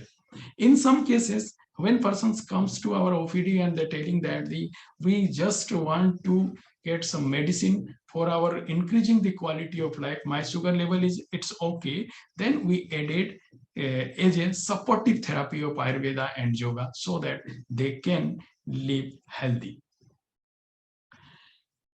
As we described that the groups obese and thin, the obese groups we prescribed Panchkarma procedure. Our previous speaker already described regarding the Panchkarma procedure, Vamana and Virechana. Here we prescribed these more obese and Kapha dosa is increased, then we prescribed them the Vamana therapy with the Vaman yogas like Madan Phal Pipli, Vachachun, honey, and some Vamanopag, Nimbakasaya, etc.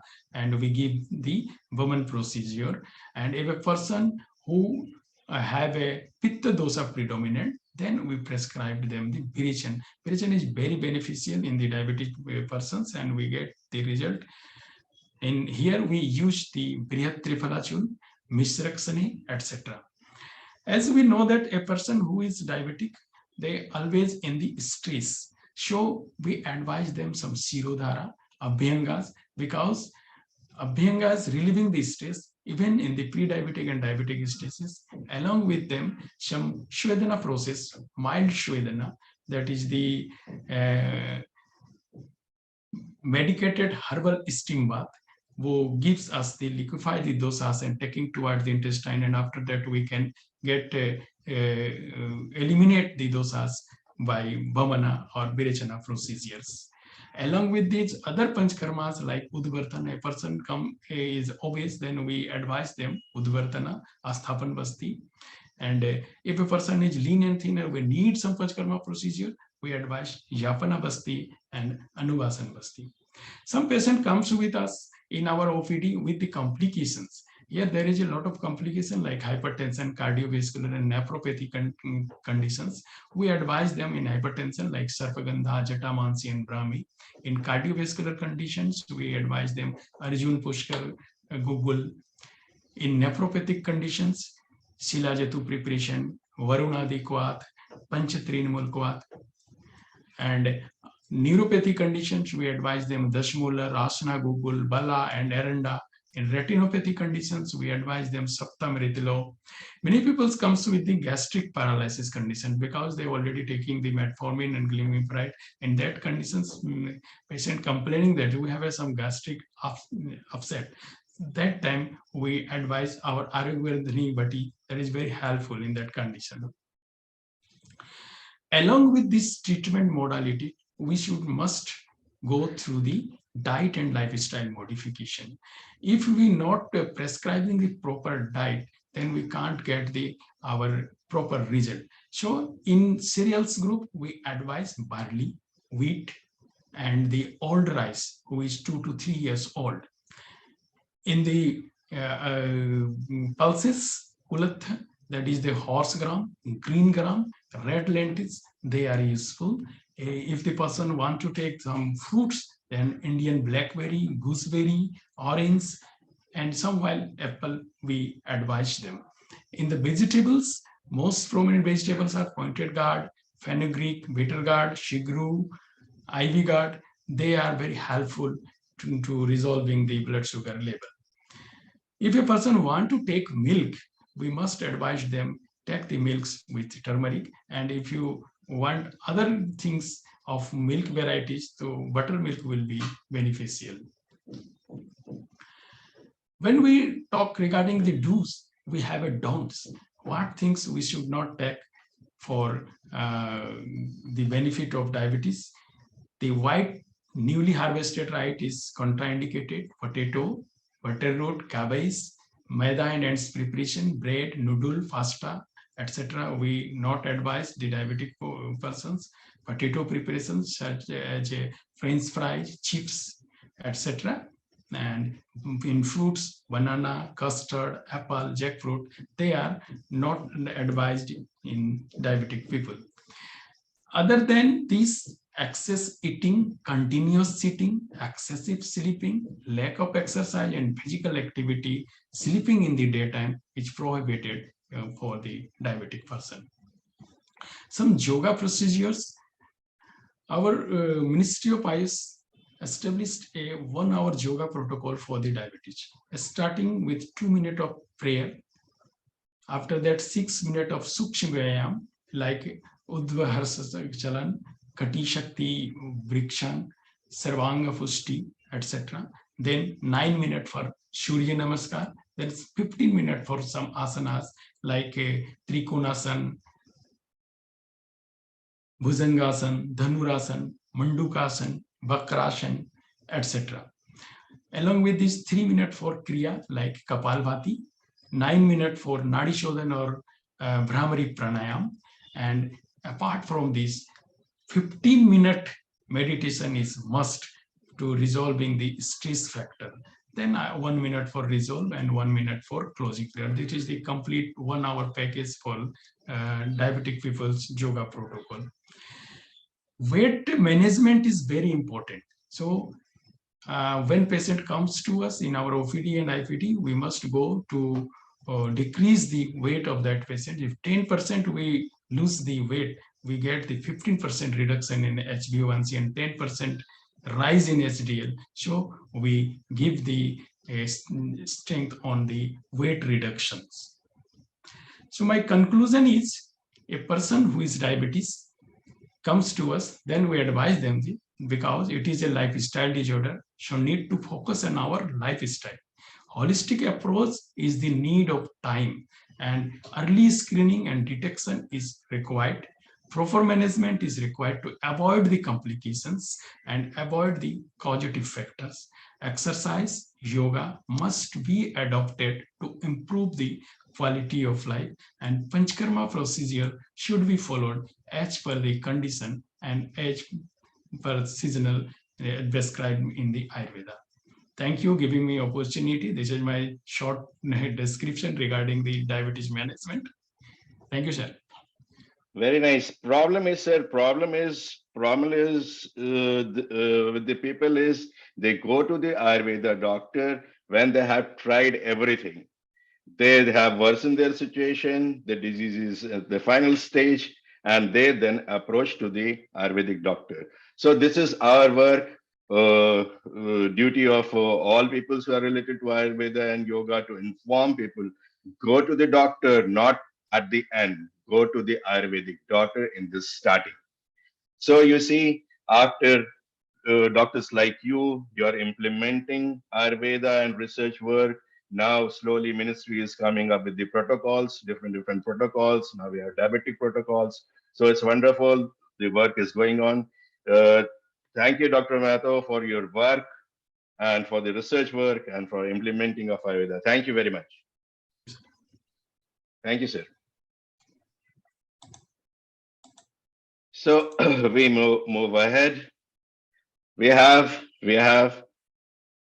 a very talented person with skills of pranic psychotherapy, advanced pranic healing, acupressure healing, yoga nidra techniques, spiritual therapy, meditation, pranayam. She is yoga expert, gold medalist in yoga competitions of different levels. She's promoting yoga in all possible ways, yoga expert at national TV and radio, continuously practicing and organizing seminars, conference, yoga fest, delivering expert lectures, training in colleges, member of jury. She was member of jury for our last yoga Ukraine yoga photo contest that we do every year. So assistant professor, Department of Yoga Education, Moraji Desai National Institute of Yoga, Dr. Indu Sharma. Ma'am, we welcome you and we invite you. Please. Thank you so much sir. मेरा सौभाग्य है कि आज आपकी organisation के द्वारा मुझे अपने विचार इस 2 दिन से बह रही ज्ञान गंगा में देने का मौका मिल रहा है। मुझे इस सुंदर अपॉर्चुनिटी के लिए जो आपने प्रोवाइड करी है, आपके लिए आपका बहुत बहुत धन्यवाद सर। जैसा कि मेरा विषय है योगा फॉर होलिस्टिक हेल्थ, तो सबसे पहले मैं थोड़ा सा योग पर अपने विचार प्रस्तुत करना चाहूंगी। 2 दिन से योग और आयुर्वेद जो इतना सुंदर टॉपिक आपने इस कॉन्फ्रेंस का रखा है, उस पर हमारे विचार हमारे योग विद्वान 2 दिन से दे रहे हैं। उन सभी विद्वानों को मेरा प्रणाम, जिनके माध्यम से ये योग और आयुर्वेद का प्रचार प्रसार हो रहा है और उसकी विराटता, दिव्यता को हर कोई जान पा रहा है। योग के विषय में प्रवेश करने से पूर्व हम सभी ये जानते हैं कि योग एक पौराणिक विद्या है। योग की विराटता, योग की गंभीरता, योग के विस्तृत स्वभाव को हर कोई व्यक्ति आज जानता है और अंतर्राष्ट्रीय योग दिवस से जब से हम सभी जुड़े हैं तो इसकी व्यापकता और भी ज्यादा बढ़ गई। योग जो अपने आप में समग्रता लिए हुए है, वो व्यक्ति के स्वास्थ्य की अगर हम बात करें तो आयुर्वेद और योग अपने आप में बहुत जुड़े हुए हैं। हम कह सकते हैं कि जो उद्देश्य है योग और आयुर्वेद का, तो एक व्यक्ति के स्वास्थ्य की रक्षा करना और जो उसको प्राप्त नहीं है उत्तम स्वास्थ्य, जो रोग से वो ग्रसित हो गया है, उन रोगों को दूर करना। इन दोनों चीजों के लिए योग अपने आप में बहुत ही सार्थक उपाय है।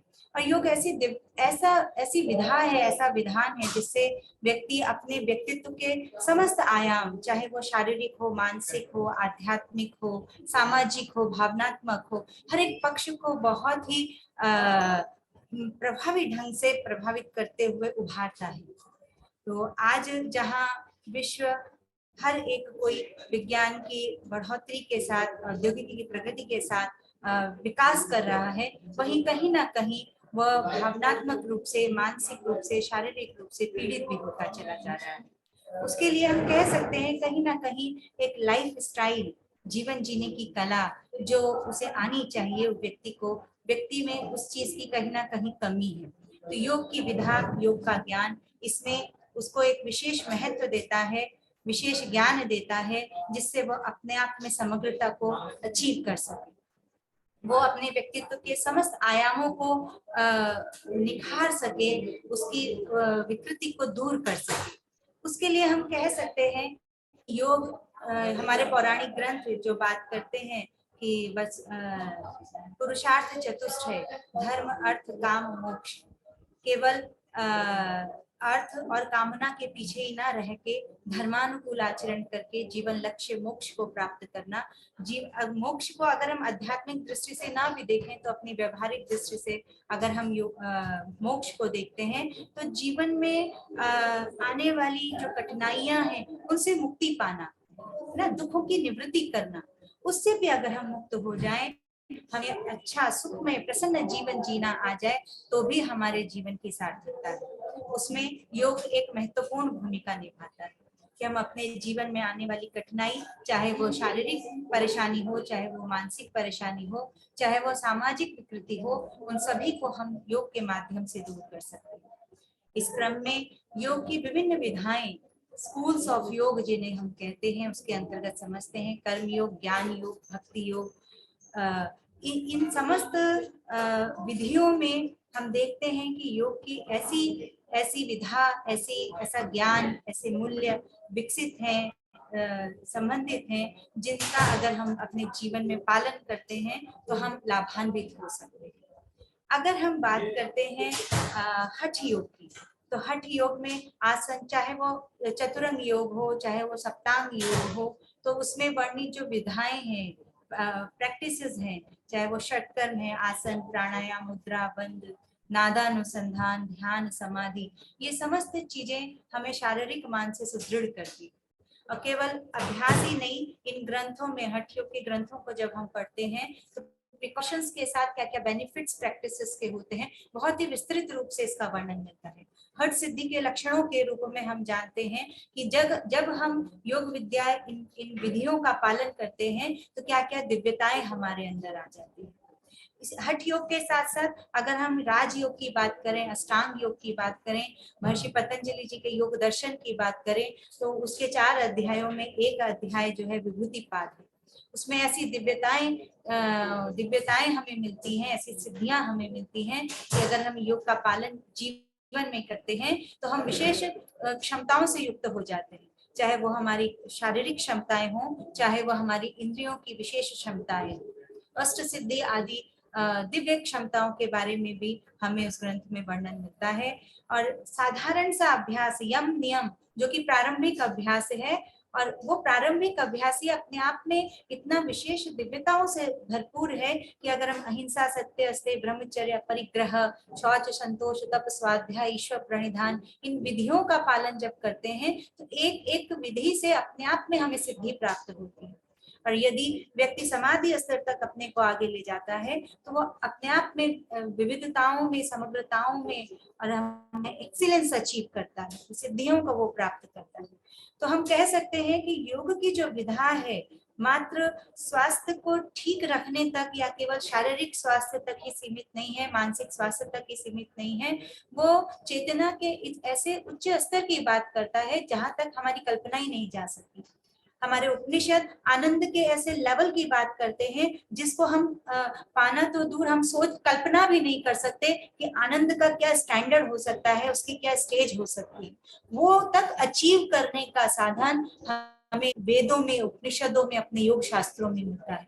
क्योंकि योग शास्त्र, योग बहुत ही पुरानी विद्या है, पौराणिक विद्या है, तो वेदों में योग, उपनिषदों में योग, पुराणों में योग, रामायण महाभारत में योग, ऐसे हमारे विभिन्न पौराणिक ग्रंथों में, जैसे गीता में योग की बात करें तो योग शास्त्री ही है।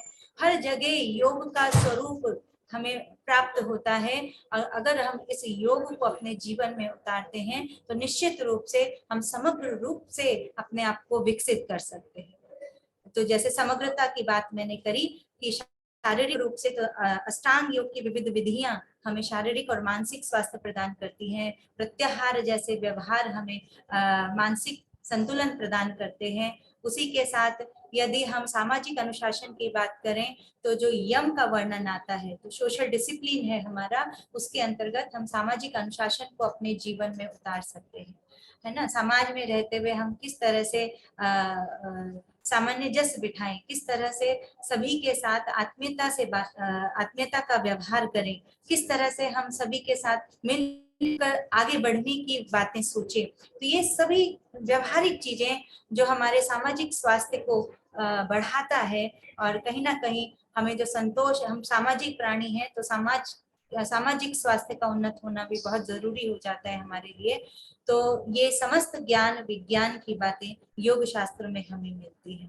अगर इसी क्रम में हम आगे बढ़ें तो जो एक बहुत ही महत्वपूर्ण पक्ष आता है कि आहार विहार आचार विचार, तो ये सभी चीजें कैसी होनी चाहिए, कैसा हम खाना खाएं, किस तरह से खाएं, किस मनस्थिति के साथ खाएं, कैसा हमारा विचार होना चाहिए, कैसा हमारा व्यवहार होना चाहिए, और इस तरह से इनको जीवन में उतारते हैं, कैसे जीवन लक्ष्य को प्राप्त करें, धर्म अर्थ काम मोक्ष, इन पुरुषार्थों को प्राप्त करें। ये समस्त ज्ञान योग की विधाओं से हम प्राप्त कर सकते हैं। अगर हम पातंजल योग दर्शन में क्रिया योग की बात करें तो क्रिया योग के अंतर्गत हमें पता चलता है कि तप, स्वाध्याय और ईश्वर प्रणिधान, ये 3 विधियां हैं जो हम अगर अपने जीवन में उतारें तो तप के माध्यम से हम अपने शारीरिक स्वास्थ्य को उन्नत कर सकते हैं, स्वाध्याय के माध्यम से हम अपने जीवन को उन्नत कर सकते हैं, मानसिकता को उन्नत कर सकते हैं, और ईश्वर प्रणिधान के माध्यम से हम अपने अहंकार को समाप्त कर अपनी भावनात्मक उन्नति कर सकते हैं, जो कि गीता के कर्मयोग, क्रमशः कर्मयोग, ज्ञान योग, भक्ति योग से संबंधित है। कर्मयोग जो हमें क्रिया के माध्यम से उन्नत करने की बात करता है, हम कैसा कर्म करें जिसके बगैर हम रह नहीं सकते हैं, उस कर्म को हम किस तरह से मॉडिफाई करें कि हमारे लिए वो लाभान्वित हो जाए। जो आज हम कष्ट में हैं, अपने किए गए कर्मों के माध्यम से ही वो कष्ट से हम दूर होकर अपने आप को स्वस्थ बना सकते हैं। किस तरह से हम अध्ययन करें, स्वाध्याय करें, अपने आप को जाने, अपनी विकृति को जाने, अपनी स्ट्रेंथ को जाने, जिसकी वजह से कोई भी भावनात्मक मानसिक विकृति हमें प्रभावित ना कर पाए। किस तरह से हम अपने आप को समर्पण करें ईश्वर की तरफ, ताकि वह हमारी बागडोर संभाल ले और हमें किसी भी तरह की कोई भी परेशानी ना हो। ठीक उसी प्रकार जैसे एक बच्चा अपनी माँ के साथ अपने आप को सेफ समझता है और किसी भी तरह की परेशानी से दूर रह के उसे विश्वास रहता है कि मेरी माँ सब कुछ संभाल लेगी, मेरे पेरेंट्स सब कुछ संभाल लेंगे, तो एक निश्चिंतता उसके व्यवहार में हमें दिखती है। तो उसी तरह से अगर हम निश्चिंत हो जाएं, चिंता रहित हो जाएं, तो हम भी आनंद को प्राप्त कर सकते हैं। आज जैसे कि आपने मतलब थीम में भी रखा है today and tomorrow of wealth, आज से हम जीना शुरू करें तो आने वाले कल ही हम अपना सुधार सकते हैं। तो ये जो योग की विभिन्न विधियां हैं, इनको अगर हम जीवन में उतारते हैं, इनमें से किसी भी एक को भी अपने जीवन में उतार लें, तो हम अपने जीवन में हेल्थ, हार्मनी, हैप्पीनेस का जो कॉन्सेप्ट है उसको अचीव कर लेंगे। उसमें किसी भी तरह की दो राय नहीं है कि योग हमारे जीवन में समग्रता लाए हुए उन विधियों को बताता है, बस हमें जरूरत है तो उसे अपनाने की। तो इस तरह से इन विधियों को हम अपने जीवन में उतारें। कुछ बिंदुओं के साथ मैं अपनी बातों को समाप्त करना चाहूंगी कि केवल आसन प्राणायाम तक योग को सीमित ना रखें। योग एक मूल्यवान विधा है और शिक्षा है, विद्या है। हम उन मूल्यों को जीवन में उतारें, सही मायने में मनुष्य बने, मनुष्य से देवत्व को प्राप्त करें, असीमता को प्राप्त करें। उसके लिए हम एक दिन या केवल 100 दिन या 1 साल इतने तक ही योग को सीमित ना रखें। हम आजीवन योग को करें, स्वयं भी करें और दूसरों को भी कराएं। योग के वास्तविक स्वरूप का प्रचार प्रसार करें। योग, क्योंकि जितना पहले तो हम पढ़ते हैं कि योग बहुत ही गूढ़ विद्या थी, है ना, हर कोई उस विद्या को, दिव्य ज्ञान को हर किसी को देता भी नहीं था। आज बहुत सरल रूप से हर कोई व्यक्ति योग को जान पा रहा है, कर पा रहा है। तो ये हमारी जिम्मेदारी हो जाती है, योग शिक्षकों की जिम्मेदारी हो जाती है कि योग के सही स्वरूप का वो प्रचार करें, ताकि जो योग का वास्तविक स्वरूप है वो सही रूप से प्रचारित हो, प्रसारित हो और योग का लाभ हर एक व्यक्ति को सही मायने में प्राप्त हो। तो इन्हीं शब्दों के साथ मैं अपनी वाणी को विराम करती हूँ। शांति पाठ के साथ सभी का कल्याण हो, सभी सुखमय हो, सभी के विकृति दुख दूर हो, इसी भावना के साथ प्रार्थना। सर्वे भवन्तु सुखिनः, सर्वे सन्तु निरामया, सर्वे भद्राणि पश्यन्तु मा कश्चित् दुःखभाग् भवेत्, मा कश्चित् दुःखभाग्। ॐ शान्ति शान्ति शान्ति। एक बार पुनः आयोजक मंडल को बहुत बहुत धन्यवाद और इस 2 दिवसीय कार्यक्रम की बहुत बहुत शुभकामनाएं। Thank you. So from Vidhi to Siddhi, as Dr. Indu Sharma has told, we can start from Vidhi and end to Siddhi. The yoga as she said, the yoga and Ayurveda, it's not difficult, it's not hidden, it's simple. We can live in it and we can prosper with it. So our work is to make it simple, easier to people to understand. Thank you, Mohan. Thank you for the work you're doing. Thank you very much. Thank you very much. So with this good words of Dr. Indu Sharma, we proceed further. We have one lady. She is more than 15 years working in field of Ayurveda and yoga in Ukraine. She is one of the person who started promoting and implementing Ayurveda and yoga in Ukraine. Mrs. Yulia Pitenko. She's here.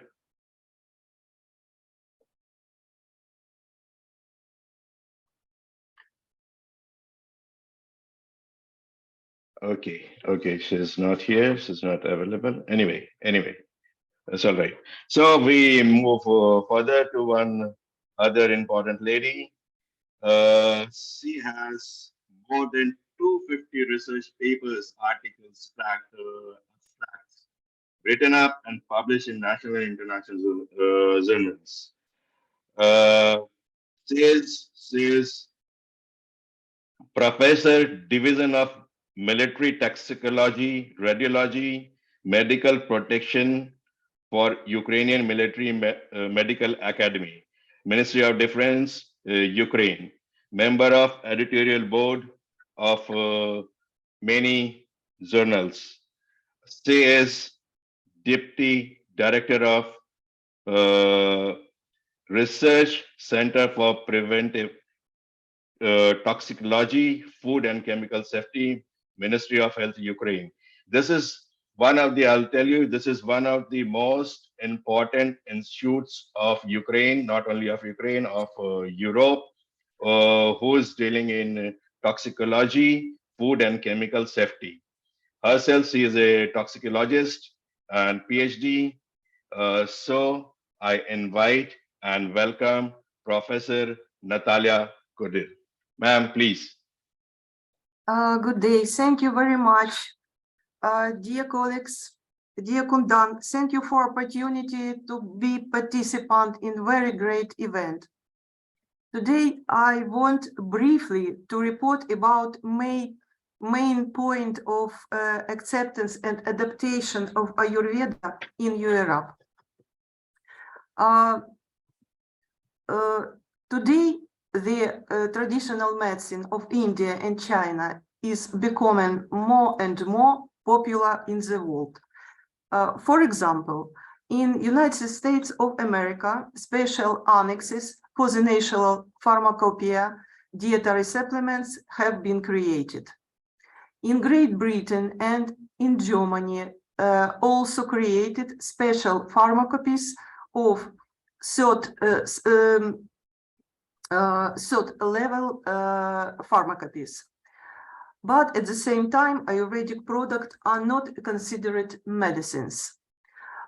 In order to bring Ayurvedic product to Western market, manufacturers are increasingly applying approaches to the evaluation of Ayurvedic products from the standpoint of evidence-based medicine and good practice.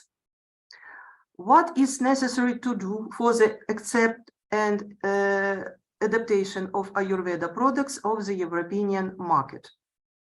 Well, first of all, in European Union, the quality and safety of food products is evaluated through the HACCP quality system, Hazard Analysis Critical Control Point. This system allows predicting and assessing risk and preventing dangerous food product from entering the market. HACCP is based on a scientifically based system of identification and control of dangerous factors, such as biological, chemical, and physician origin. Raw materials, circulation, and consumption on finished product are controlled.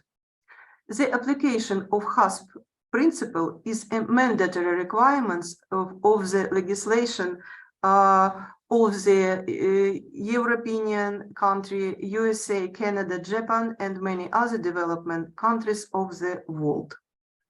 HASP, what does it mean? The system HASP consists of 5 main elements. Hazards, they ensure the whole process and the system associated with food business to produce safe food.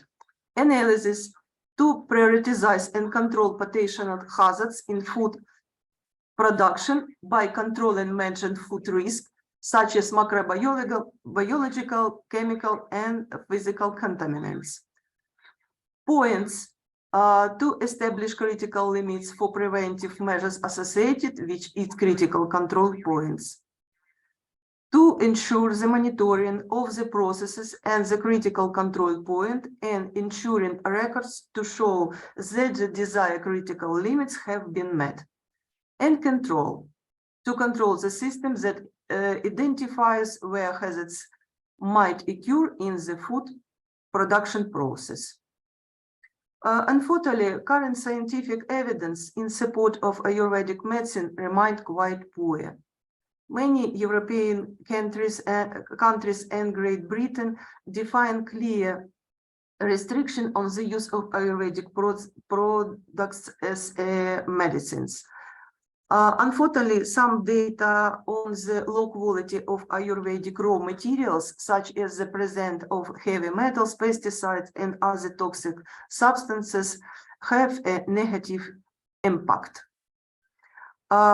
But we understand that the methods of modern biomedicine cannot be directly applied to Ayurveda. So new methodology and approaches are needed to obtain reliable evidence of the safety and benefits of Ayurvedic products.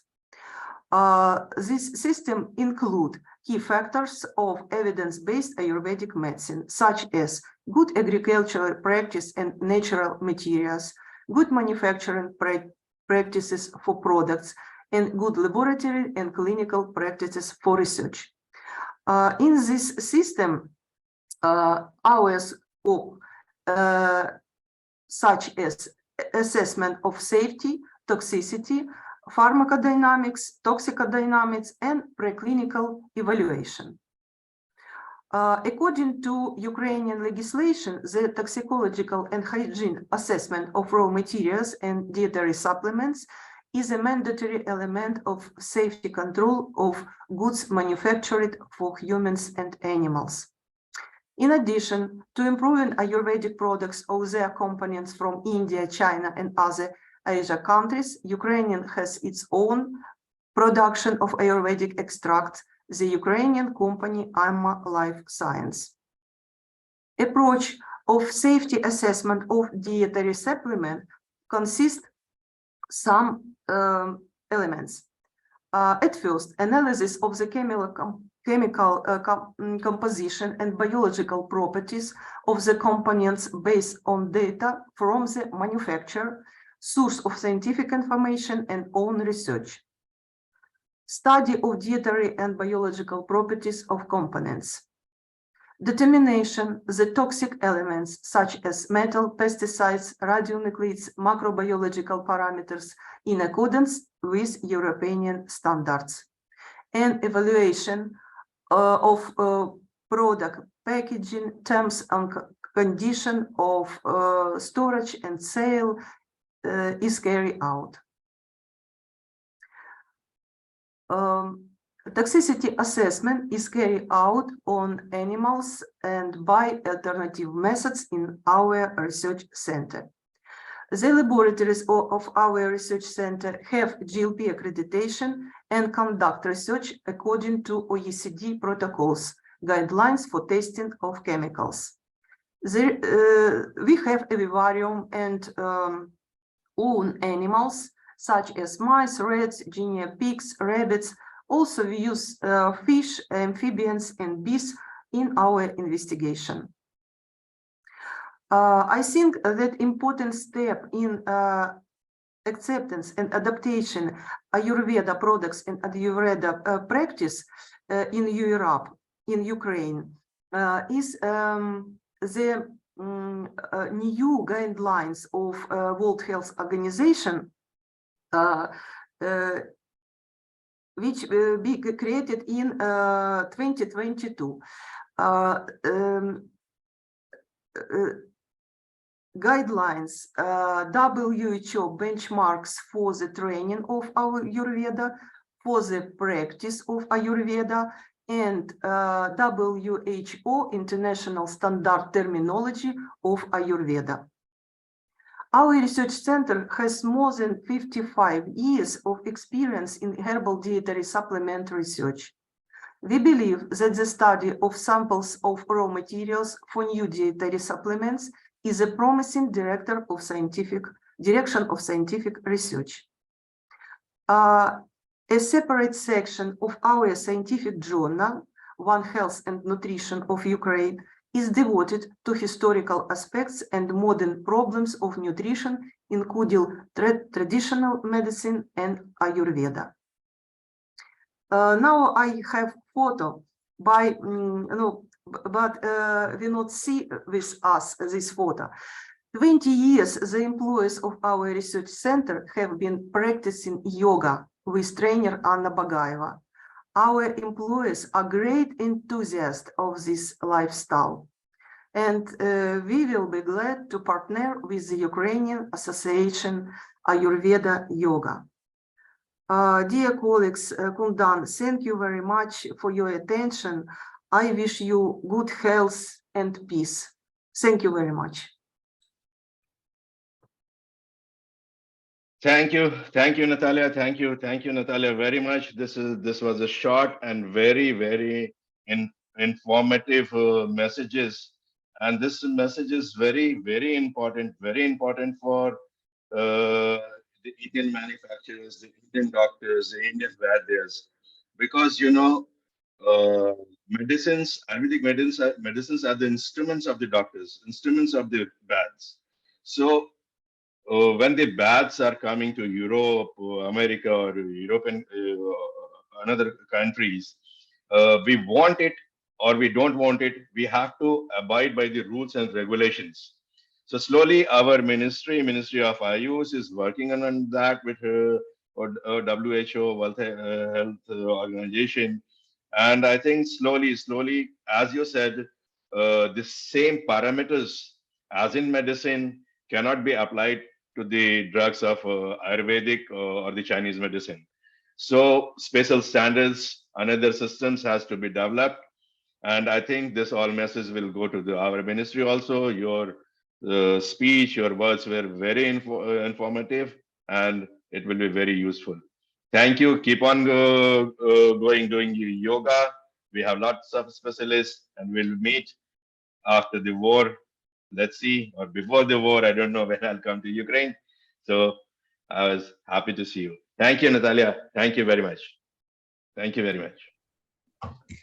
Kundan ji, Pramod Yadav ji को ले लो। सालनी का कुछ जरूरी काम आ गया है, वो चली गई। जी सर, ओके सर, ठीक है।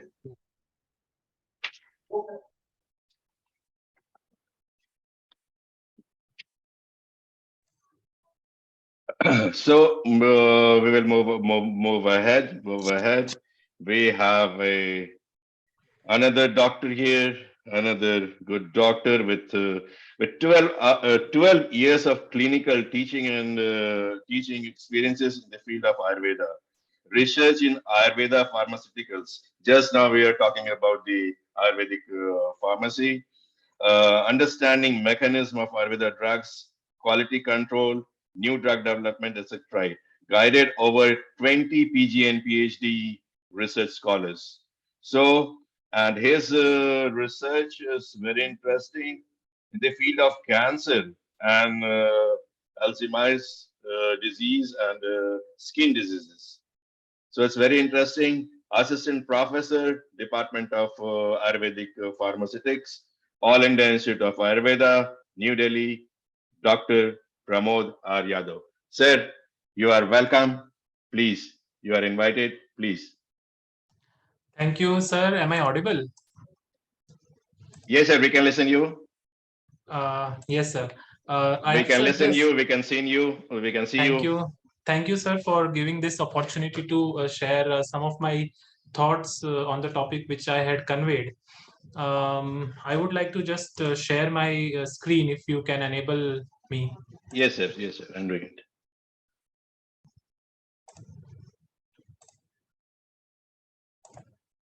Please. Thank you, sir. So I hope the presentation is visible to all the learned participants. Yes, sir, it's visible. Visible. Sure. So I selected this topic for a purpose because we all have been just gone through a very, you can say, pandemic of COVID-19, which nearly brought the world to a standstill, and which also taught us some valuable lessons pertaining to how to keep yourself healthy, because the disease, it is going to modulate itself and occur after a certain period of time. But if we are healthy, if we are sound by body and mind, so this disease will have a minimum effect of our body if altogether we are inflicted. So we all have been through this storm, and we have survived the storm of COVID-19. But after the COVID-19, there have been certain sequelae in the patients who were severely affected, or even in the patients who were dormantly or having the mild or moderate infection of COVID-19. So after that, we have seen that a number of symptoms that they have developed into their body, their mind, have been got infected by this disease, as it was a new disease. So it not only infected the body, but also affected the mind of people. Their mental health was also compromised. Not only the diseased patient, but the healthcare workers that were treating the patients had to suffer from a lot of physical and mental distress. So when we see that what are the different symptoms that the people are facing around the world after this COVID got over, so it can be categorized according to different systems. So because since it affects the lungs mainly, but the cytokine storm that occurs due to the COVID-19, so it has brought changes into different organs. We can see changes in brain, we can see changes in liver, in the blood vessels. The cases of MI, that is myocardial infarction, have been increased over the period of time. And so now we can see that young population, middle-aged population, millennials are very much into, you can see, affected by the COVID-19, and they are having this myocardial infarction. The rate has increased over the due course of time. There are injuries to kidney, to the lungs, to the pancreas. So this damage has occurred. We see the patients of post COVID-19. So this has been collectively termed as COVID-19 syndrome. And we see people with hair fall, with their decline in cognition, with urticaria, and these type of problems have been arising and on rise. Even the diabetes is also one such problem. Though the common symptoms that were experienced, we call it generally as COVID long haulers, that are mostly cough, but associated along with it, there can be mild to moderate sort of headache, there can be myalgia, or depression also is seen in the patients. And many patients also experience the gastrointestinal disturbances, the anorexia, loss of appetite, irregular bowel habits. So these are the symptoms arising basically due to the effect of the COVID-19 storm, which occurs into the body due to the different cytokines which are released as a mediated response against this virus. So where this Ayurveda can find a possibility of intervention, if we talk about how Ayurveda can help into this particular problem. So because it is having a lot of lingering effect on the body.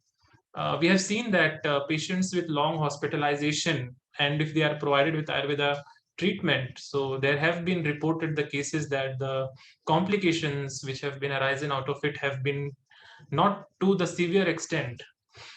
Also, the patients on the main course or add-on therapy have been given a very good response by this Ayurvedic management. So we are talking about the interventions where Ayurveda can help in the post-COVID cases and scenarios. So as all the speakers before me have spoken much about the proper dietary regimen, proper daily regimen and code of conducts. So if these have been well documented into our classics and if they have been followed, so the patient or the healthy person will be able to either deter the disease, or if he's already infected having a history of COVID-19, so he will be able to improve his quality of life if all these regimens and are truly followed in their true essence. And another sort of pharmacological therapy, if we talk about, so Ayurveda has a class of medicines which are called as Rasayan, and in the modern terminology, we can correlate this Rasayan therapy with immunomodulating drugs, which modulates your immunity, and thereby it also provides a rejuvenation to the patients by rejuvenating the body tissues and managing their general debility. And there is a class of Rasayan or immunomodulating drugs or rejuvenating drugs in Ayurveda, which are very much disease specific, and some of the drugs are very generic in general in nature. So these type of principles of Ayurveda can be utilized for treating the symptoms of the post-COVID complications. And few medications like Chyawanprash, which is made from the Indian gooseberry, and it is very much famous in India during the winter season, can be taken. Rasayan Churn, Ashwagandha, Pippali, and Punarnava. So these are certain sort of guruchi, are the formulation of the remedies that have been proven to be very effective in management of the post-COVID sequel. Not only this, the Ministry of Health and Family Welfare in India has also given certain directives and guidelines for the person who are suffering from post-COVID. They can they have also promoted the immunity promoting medicines like the Ayush Kwath and Sanshamni Bhatti or Guruchi powder and Ashwagandha, and also the Indian gooseberry, that is Emblica officinalis, or amla, which we call it in common language, Yeshti Madhu, and the milk latte, that is the turmeric, along with the milk, can be taken by the patients along with gargling with turmeric and salt under the guidance of an Ayurvedic physician, should be undertaken for the patients who are suffering from these complications. And generally we see that the patients, they complain about the headache, fatigue, attention disorder, hair loss.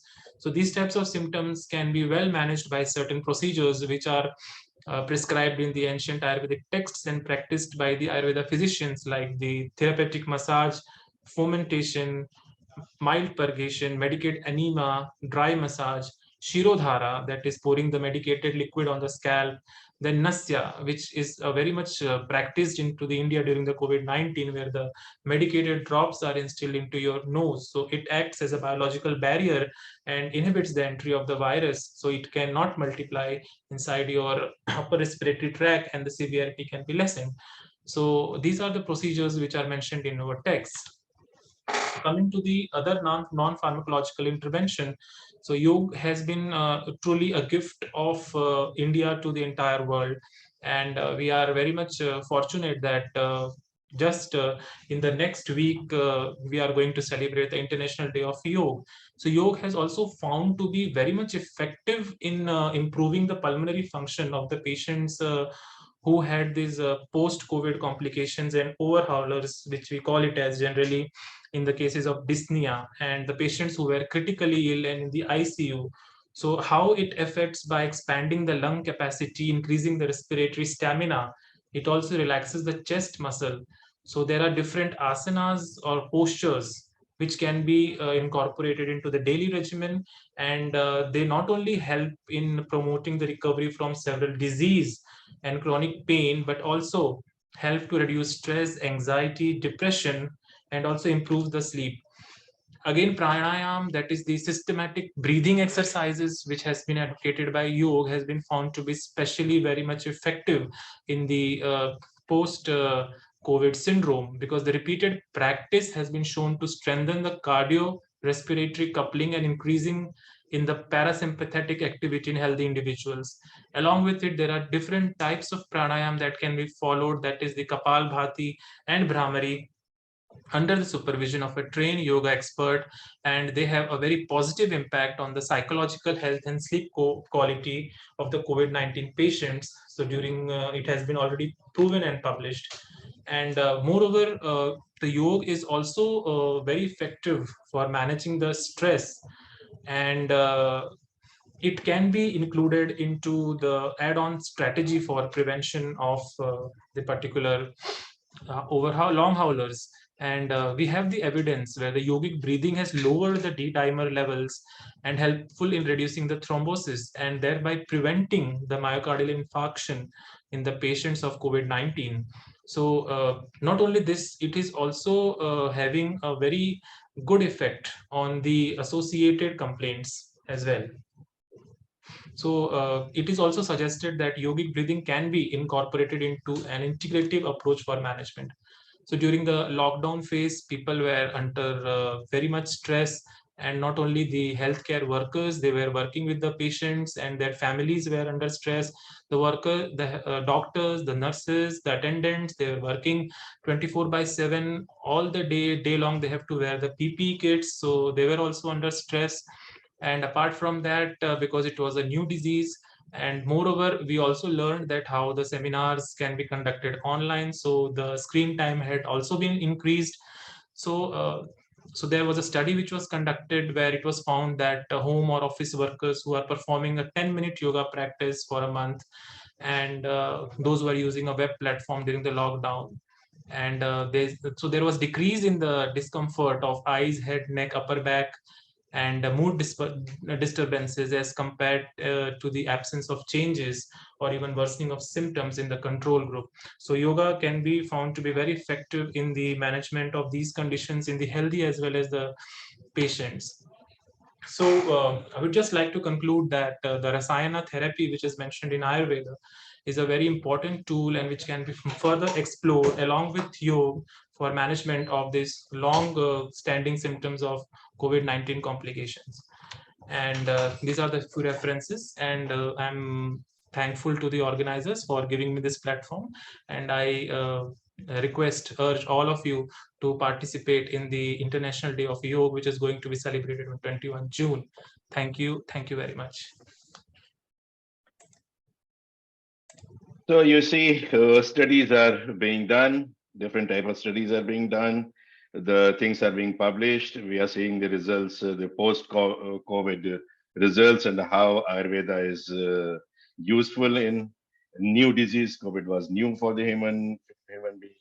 So thank you, thank you, Dr. Yadav, for doing such an work, and we are thankful to you that you are promoting and implementing yoga. Implementation is important.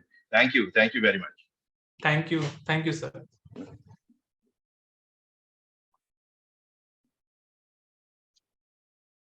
So we move to another doctor. The doctor is of Indian origin, but most of the life he has spent in post Soviet time, Soviet era, Soviet Union say. Now he is a registered medical practitioner, Ukrainian Medical Council, 10 plus years experience of implementing Ayurveda techniques in Russia and Ukraine. In the wartime, he is helping Ukrainians, helping a lot, using Ayurvedas and everything. Ayurveda, yoga, medicines, yoga practices, his BSc, MD, DM. So I invite and welcome Dr. Jayant Kumar Das.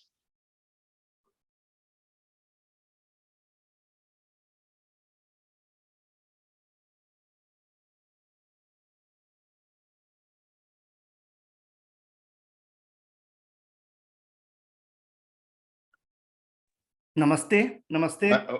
Once a minute, Jayant. Dr. Jayant, once a minute. I'll pin you.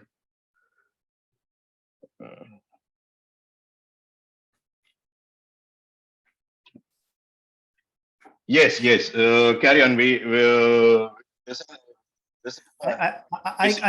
I can't see myself on the screen, main screen. Is it possible to put me on a screen on my lecture?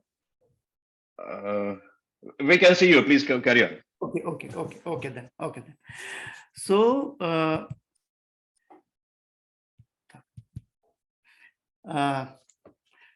namaste everybody. Esteemed Mr. Koteja ji, Reverend His Excellency Harsh Kumar Jain ji, and all the very learned, highly qualified lecturers during the time of this yesterday and today. It's my warm welcome. It's my big namaste from the city of Kyiv to everybody. And special thanks to our very respected, beloved Kundanji for giving me the chance. I'm highly to say something about in this conference. I'm very much thankful to you, sir. Today, actually, in this lecture, with your kind allowance, I would like to share some of my clinical experiences, particularly in this wartime. I did not quit Ukraine.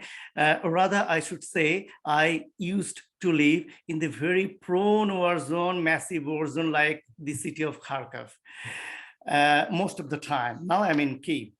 So I would like to share some of the very profound, very formidable case history, as it is already said by Mr. Kundanji that I'm a doctor of integrated medicine. Basically, I'm a cardiologist and I am a practitioner of, Ayurvedic medicine, at the same time, yoga therapy as well.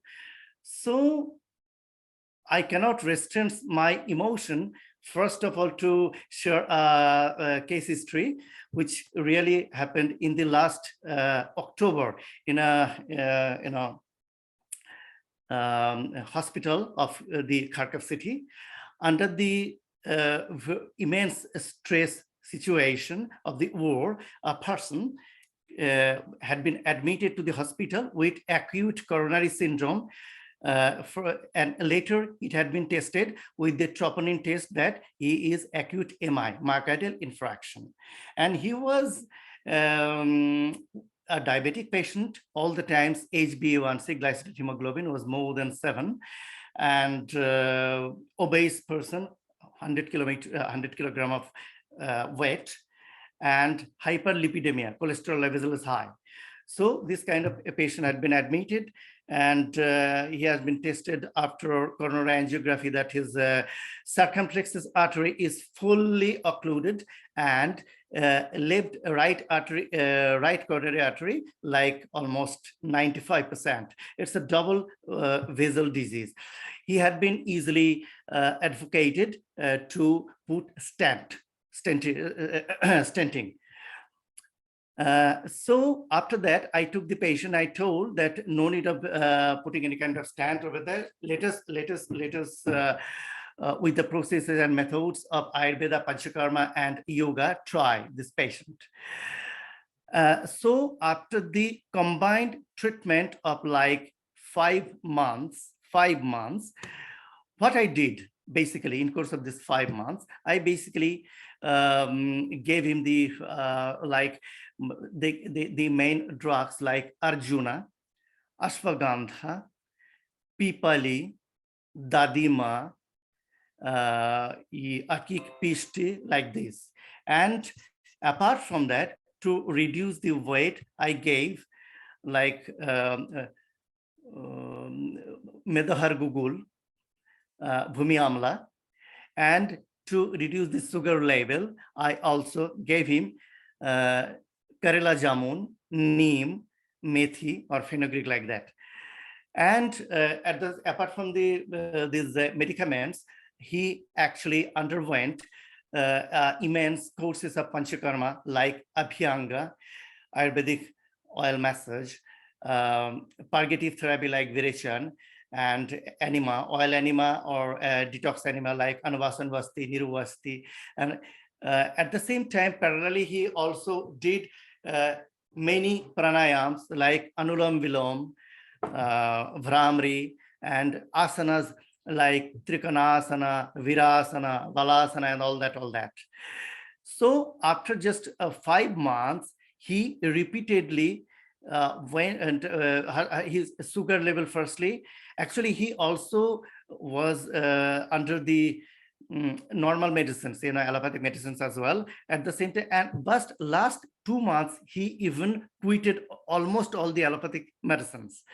So after the 5 months of treatment, vigorous treatment, with even lifestyle, dietary recommendations, ahar, vichar, vihar, everything, as per the classic of Ayurveda, he repeatedly went under coronary angiography, and his stenosis came down to the level of 70% and 65%. So no question of stenting.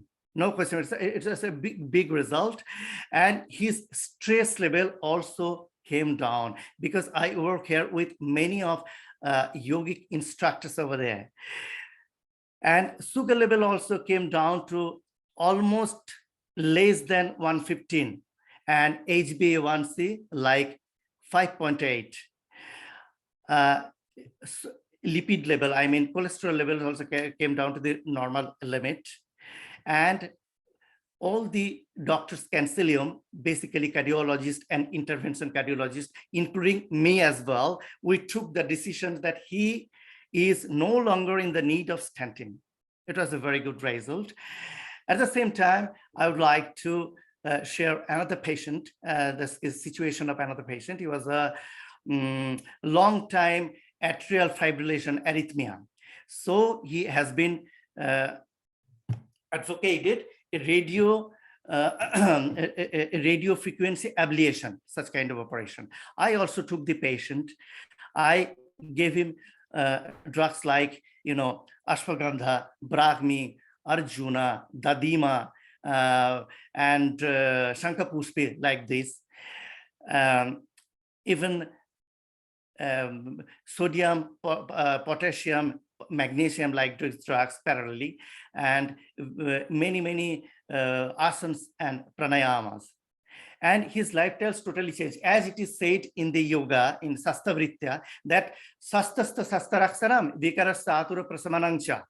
So yes, for the healthy life being, Ayurveda and yoga is to maintain the health, and for the patients to for the betterment of health. So this patient was also, after 4 months of treatment, after the echocardiography result, as per the echocardiography result, his left artery, the size became up to the normal limit. There was no question in the ECG or Holter monitor, significantly their better result as per the this atrial fibrillation is concerned, and we got a good result. So doctors again changed the decision of ablation. So this kind of results I am really very privileged to share with you. Another result as due to this such kind of my mindset, the name of the lecture of me is like Applied Ayurveda, particularly in the wartime. It is also the history of Kharkov city, a patient, basically a patient from the armed force of Ukraine. After a long time work in the city of Bakhmut and Izum, he came to me. He was totally lost, mesmerized, and everything. He was under a lot of panic attack. His cortisol level was so high. So this kind of, and almost all the time, he was also undergoing some kind of cardiac arrhythmia. He also had stress-induced diabetes mellitus, madhumeha, as by the one of the doctors, I came to know that Madhumeha is under the group of Prameha. So he was also, and apart from these, he also had high blood pressure, Uccha Rakta Chapa. So we gave him a lot of pranayamas like Anulam Bilom, Vramri, Shitali, Udgi, Rajli, separate different kind of Rechaka and Kumbhaka. At the same time, he underwent many courses of Shirodhara, Panchakarma, I mean to say, Shirodhara, different kinds of animas, Anuvas, Anvasti, Niruvasti, Virechana. And at the same time, I especially advocated this patient drugs like Shankapushpi, Ashwagandha, Mandukaparni, Gotukola, and several other drugs. So after 3 months of treatment, his cortisol level really became up to the normal limit. And his this kind of syndrome like psychosis, maniacal or depressive syndrome almost gone down. And his sugar level, stress-induced sugar level, also high sugar level also came back to the normal limit. He was basically was not a diabetic patient. So this kind of histories I really wanted to share with the patient. So what I want to draw the conclusion, because last almost 13 to 15 years, including many post-Soviet countries and including our beloved Ukraine, I am intensively, extensively working in the field of cardiology and endocrinology with the help of modern medicine at the same time, with the all methods of Ayurveda and yoga. So I am quite happy that as it is, say, basically, I got to change the lifestyle of many people, as it is said in the Ayurveda, which definition that hitahitam sukham dukkhasmaistasya manachatacha yakrektam Ayurveda sa uchyate, that Ayurveda is that science which helps us to cognize what are the goods and bads around us, and what are the methods by which we can consume that, and what are the methods by which we can get rid of this kind of bad or harsh things around us. So in course of treatment, I all the time and most of the time also give patients psychosomatic many therapies to change the level and status of manasa, because it's a psychosomatic, it's a combination of deha and manasa. And in all the such cases which I mentioned, I intensively advocated process like nasa in procedure, and in homely atmosphere also pratimarsa nasa, as it is said that nasa hi shirodvaram. So in almost all the cases of stress, we should go under the process of nasha I gave these patients. And as far as yoga is concerned, not only panchakarma, even shadakarma, 6 detoxifying procedures, classical procedures of yoga, also most of my patients underwent. So all the times which whom I advocated and who got the good results. By the by, there are so many other extensively good results are there, particularly in the what period of time. And seeing these good results and my work, I am happy to share with you, my dear learned and highly qualified professional colleagues, that so I have been even sent to many of the war fields 2 or 3 times to treat even particularly the persons from soldiers from the Ukrainian armed forces, and several other hospitals as well, and particularly the clinic which I am running in the city of Kyiv. Most of the time I treat patients with the methods of integrated medicine, but most commonly with the methods of Ayurveda and yoga and sastavritta, ahar, vichar, vihar, etc. and etc. So with the head, keeping high head, and with lot of faith in Ayurveda, our ancient culture. Maybe some, last times I'm in staying here in the city of Kiev, but basically I'm of Indian origin. So with head high, with a lot of pride, with a lot of respect to the Ayurvedic medicine and yoga, I am saying to all of you that here I am getting a lot of results with the classical methods of Ayurveda, Panchakarma, Sastavritya, Asana Pranayama, and meditation and everything. So I'm very much happy. It was my really big pleasure to share all of this case history amongst you, sir. And again, thanks to Mr. Kundanji for giving me the chance to see. If any question is there, you can ask as well. So you see what's happening when we are using the best of modern medicine and the Ayurvedic system, the Ayurvedic science, the results are tremendous. So thank you, Dr. Jain. Thank you. You're doing a good work. Help people in this hard time of Ukraine. Thank you very much. Thank you, sir. Thank you, everybody. So next we have a So next we have a person who is practicing yoga for last 20 years. She currently teaches yoga at various institutions. Her classes are very welcoming and encouraging too. So she is expert of yoga and cosmic healing, director, Narayana Yoga Research Foundation, Haridwar. So I welcome and invite Dr. Urmila Pandey. Ma'am, please. Namaskar, all of you. First, I pay my gratitude to all my seniors and my friends and Yoga and Ayurveda associations of Ukraine and organizing committee, and especially for Dr. Bharat Singh, who is coordinating this such a nice program. Now coming on my topic, the topic is self-management skills through yogic kriyas.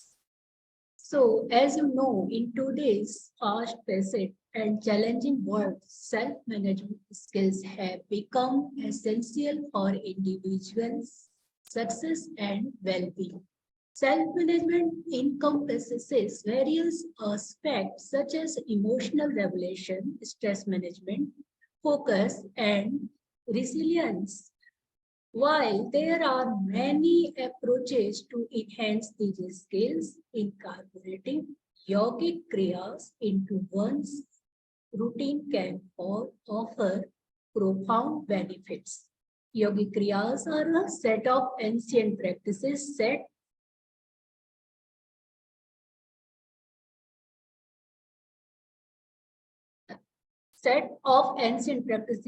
practices that combine physical posture, breath control, and meditation technique. In this topic, how can I cure many diseases and through yogic kriyas for self-management? So, how yogic kriyas can effectively improve self-management skills? First is cultivating emotional regulation. Yogic kriyas such as pranayama and yoga asana help regulate the nervous system, promoting a sense of calmness and balance. Deep breathing techniques such as Nadi Sodhan or Kapalbhati can shift our focus inward and reduce stress, anxiety, and anger. Regular practices of these kriyas enhance emotional regulation and help individuals respond to challenging situations with clarity and composure. Stress management. Stress is a common part of modern life, and managing it effectively is crucial. Yogic kriyas in stress reduction by activation the relaxation response in our bodies. Practice like Savasana promote deep relaxation, allow the body to release physical and mental tension. Additionally, mindfulness meditation in integral part of yogic kriyas trains the mind to be present, reducing worry about the past or future, and fostering a sense of calmness amid chaos. Enhance focus and concentration. A cultured mind can hinder productivity and focus. Yogic kriyas such as Tratak or Dharana help improve attention and focus. These practices train the mind to remain anchored as a single point, strengthening concentration abilities.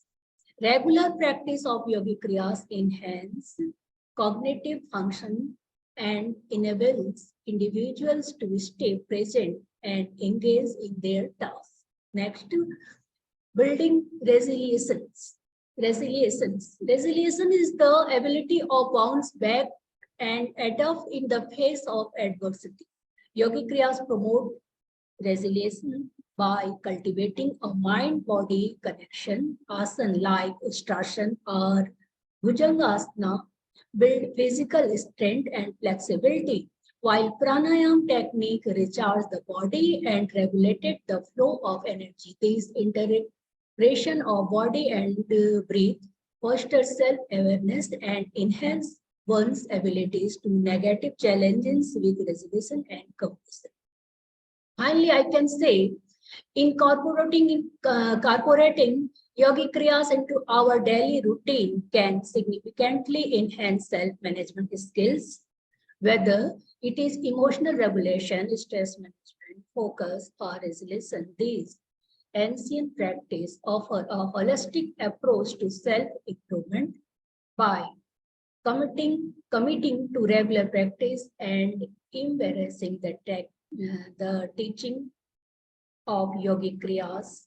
We can cultivate a deeper sense of self-awareness, leading to increased overall well-being and success. Thank you, all of you. So thank you, ma'am. In short, you have conveyed the message. Because Thank we you. take more Thank you. time. Thank you. आपको भी sir और भरत जी को भी और international yoga day का हमारे सभी गुरुओं को प्रणाम, सभी फ्रेंड्स को प्रणाम. Happy international yoga day all of you.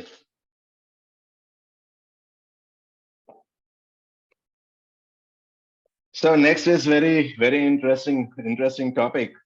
We have been talking about Ayurveda for people, for people. Now we'll be talking about Ayurveda and clinical trials we have done here in Ukraine for animals. So head of the department pharmacology, parasitology and tropical veterinary medicine, National University of Life and Environment Sciences of Ukraine, Associate Professor Dr. Vladimichenko, but the paper will be presented by a master's degree student of the same faculty, Yaroslava Yashenko. Yaroslava, the stage is yours, please. Okay. Can you please allow me the screen sharing? Yes, 1 minute.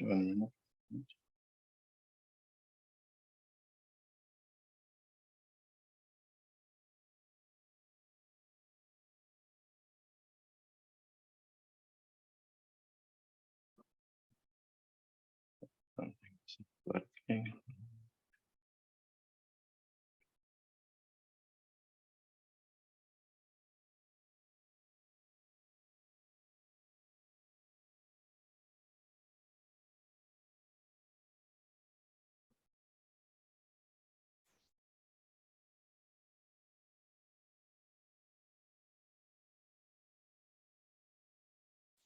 I don't know why it's not allowing me.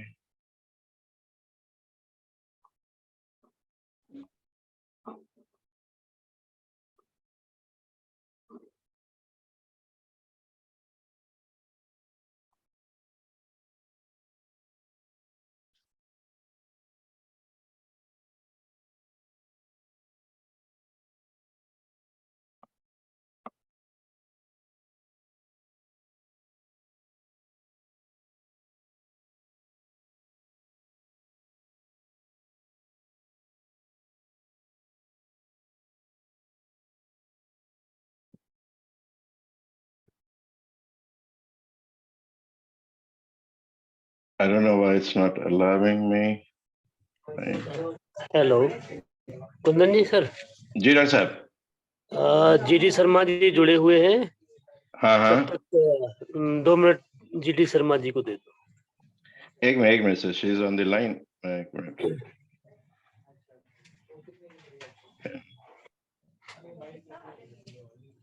वो जुड़ेंगी तब तक आशीर्वचन हम ले लेते हैं। नहीं, we have 2 more people. So Yulia Pitinka has also come. एक minute.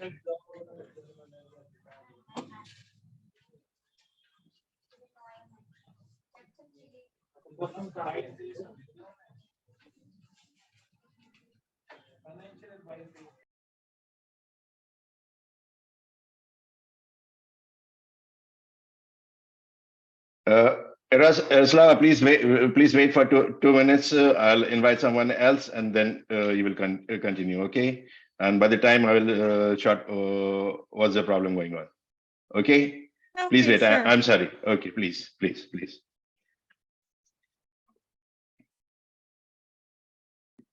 So we have one lady. She is the lady, as I told earlier. She is one of the pioneers who started Ayurveda and yoga in Ukraine from the city of Kyiv. And the last 15 years, she has been doing this and helping people and implementing Ayurveda and yoga. Dr. Matishan is also with her. Both of them are doing this thing. So I invite Yulia Petinko and welcome to. We are ready to listen to you. What's happening in Ukraine and about Ayurveda, please. Namaste, dear friends. Thank you very much, Mr. Kundan, to have invited Ayurveda Center in Ukraine, and it's a great honor for me to be among you, among all that brilliant specialists in Ayurveda in the world. But I also need a presentation, and I don't know what's happening. I'll try. Shall we skip the presentation? It's up to you. I'll try, ma'am. I don't know what's happening, why it's not.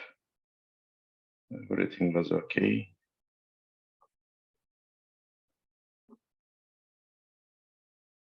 It's just not allowing me.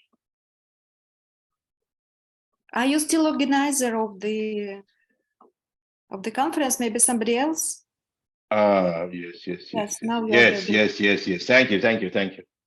So maybe we will come back to Yaroslava. No, you have continued start. Okay.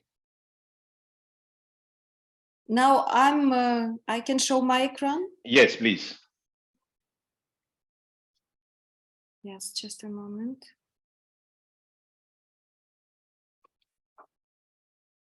Can you see? Can you hear me? Yes, we see you and we hear you. So thank you so much. So I would like to inform you that our health centers, Ayurveda 192, were founded in 2004. It means that already almost 19 years we are on the Ukrainian health market. We've got more than 15,000 clients, and we are very happy that they come back together with their families and with their friends and their business partners and so on. So we have almost 60% of these clients are our permanent clients. Even despite the situation, the war situation, we are still in contact with them online, and we managed to help them even in distance. In these 19 years of, we had gained the big experience in combining Ayurvedic and allopathic approaches in diagnosis, in monitoring, and in correction of disorders and disabilities. Something wrong. So right now we have 2 centers in Kiev, in left and in right bank, and they are like day clinics. So clients come, make their procedures and come back home. And we have opened also a Panchakarma clinic, or let's say Panchakarma center in Bukovel. It's a mountain, very famous mountain resort in the western part of Ukraine, in medical resort and spa. So there we invite groups of clients, and they can proceed and do them all the Panchakarma, let's say, course. And we are very proud to be the member of Ukrainian Association of Ayurveda and Yoga since 2018. So it's already almost 5 years that we are together. And we thank very much Mr. Kundane and all your team to have created that network, which helped us a lot in promoting Ayurveda and all the Ayurveda approaches, let's say, in Ukraine. We give a full range, let's say a very wide range of Ayurvedic assistance, and not only Ayurvedic. I will explain you further. So our specialists, which are also, they are all doctors of the modern medicine and specialists in Ayurveda. So they make consultations. We give advices in their routine, food, physical exercises, and to our clients, we are like life coaches for them. But our task now is to teach them how to manage stress. We do it through procedures, through, let's say, iconic Ayurvedic procedures like synchronized therapies, like Panchakarma therapies, local therapies, and also we sell the Ayurvedic medicines through our shops and online. It's like, I would say now it's like 60 to 40, I mean, off and online sales. I don't know whether you can see, I will like that. And in addition to Ayurvedic approach, we also use neurology, because our main doctor, Victor Matsishin, is neurologist. Also Sujok acupuncture, osteopathy, and homeopathy. So such a wide range of services. And you know, Ayurveda is already famous, and we are very glad with that, but not as famous as we would like to. So people sometimes they understand what homeopathy means or what Sujok means. They come to us and then they open the world of Ayurveda. Oh, there's something wrong. So we use the Maharishi Ayurveda consciousness-based approach. It means that, as all maybe Ayurvedic practitioners, but we stress, like we make that accent at the inner health, at the health of not only body, but first of all, the mental health. And we use transcendental meditation as a main technique for the stress management, as well as Sukshma Marma therapy, as well as aromatherapy, as well as yoga, of course. We teach Yoga Maharishi and Pranayama techniques, in addition to all, let's say, Ayurvedic protocol. And when our specialists, when they do the diagnostics, they use of course, Ayurvedic protocols like Darshan, Parashan, and Sparshan. So they use pulse diagnostics, but also, in addition to that, and it is very important now for the situation that we have in Ukraine, we use modern research methods as a high heart rate variation measurement. And I would say some words about that a little bit later. I would like to stress on the fact that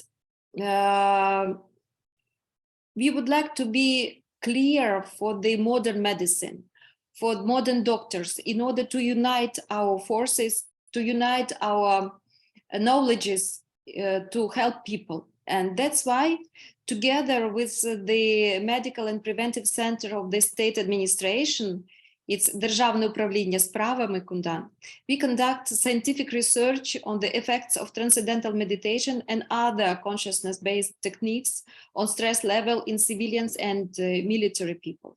So it's why it's so important, because right now the statistics says that almost 88% of Ukrainians have high or very high stress level in all groups of population. So 88%, it means everybody. It means that maybe we don't have relevant dates of remaining 12%. Me, for instance, right now I came from the shelter because just 1 hour ago we had a missile attack with you know, with all that consequences, let's say. I mean, so we know that all people, children, all people, refugees, business society, veterans, and military people, all of them are touched by stress, and that's why it's so important to unite our impact and to conduct our, let's say, common researches, and in order to find the best ways to help people with that stress.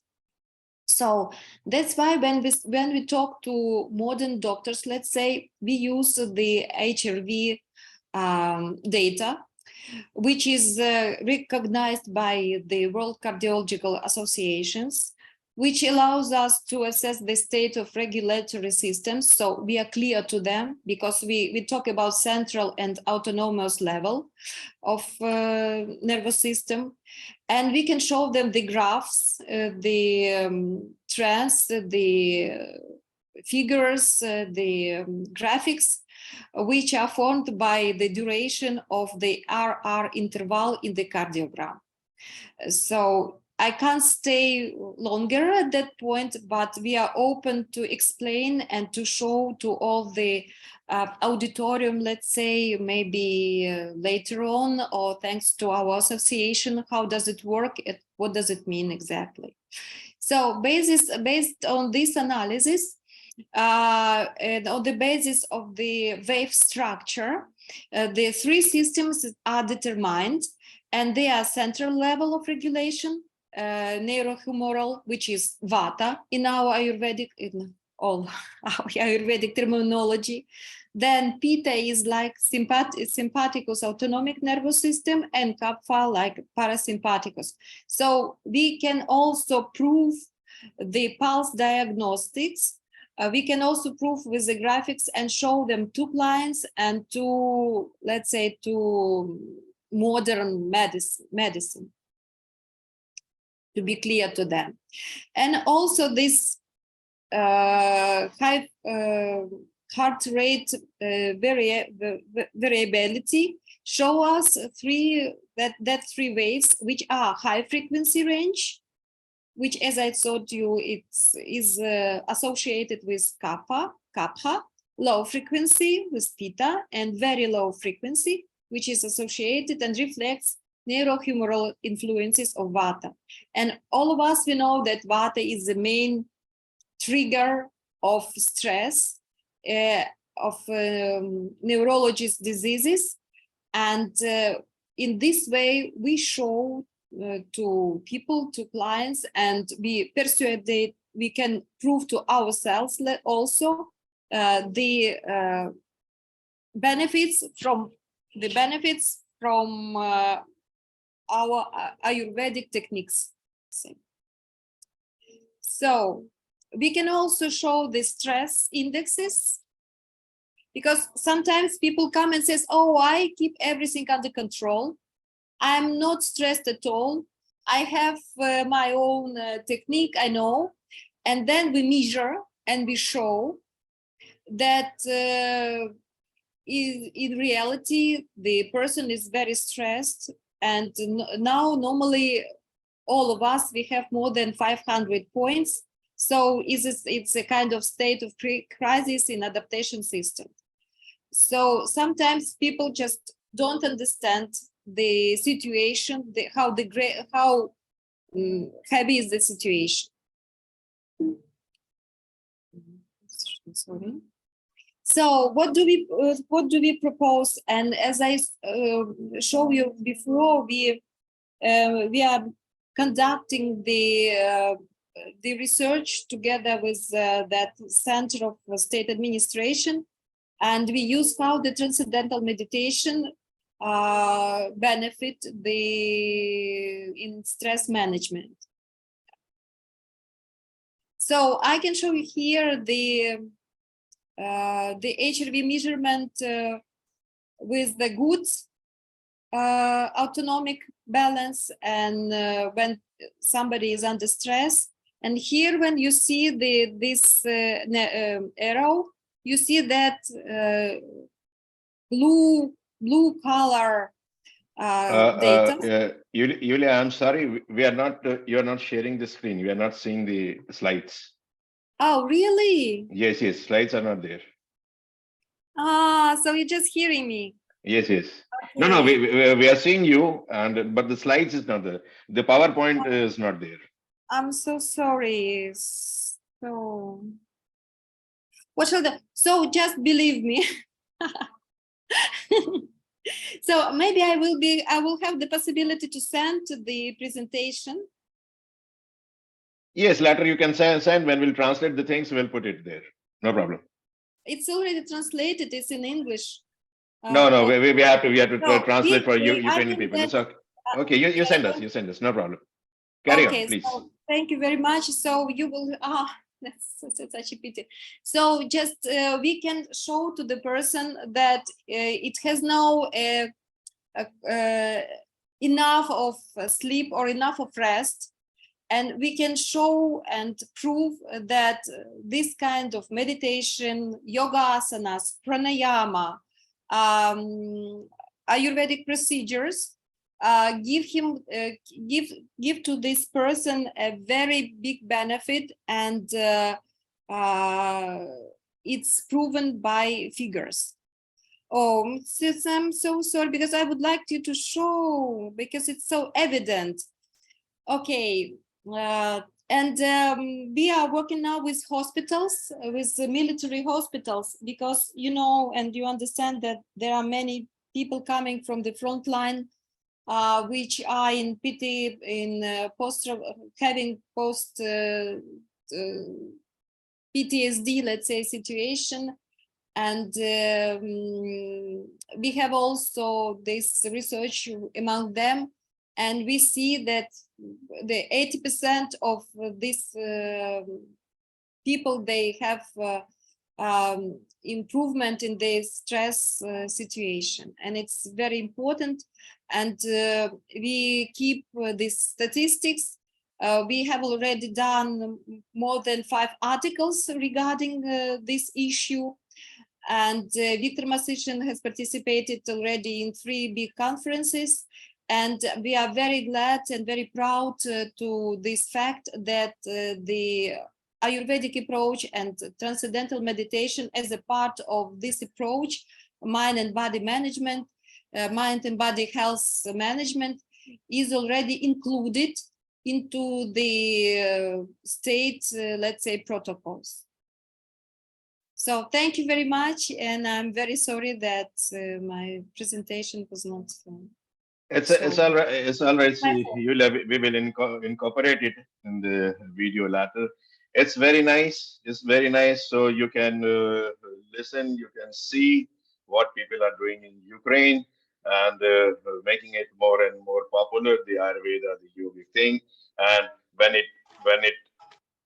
when it is used simultaneously with the modern medicine, the Ayurvedic medicine, other systems for well-being of the humankind, it's beautiful. Thank you, Yulia. Thank you for the presentation. Thank you very much. Thank you.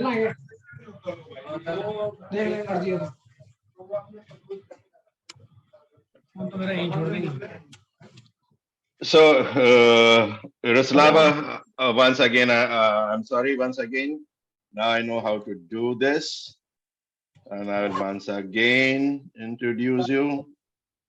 I'm making you the host. So this paper is made by Dr. Vadim Eshenko. He is head of the department, pharmacology, parasitology, and tropical veterinary medicine, National University of Life. National University of Life. I request to somebody, wait a minute. Let's see.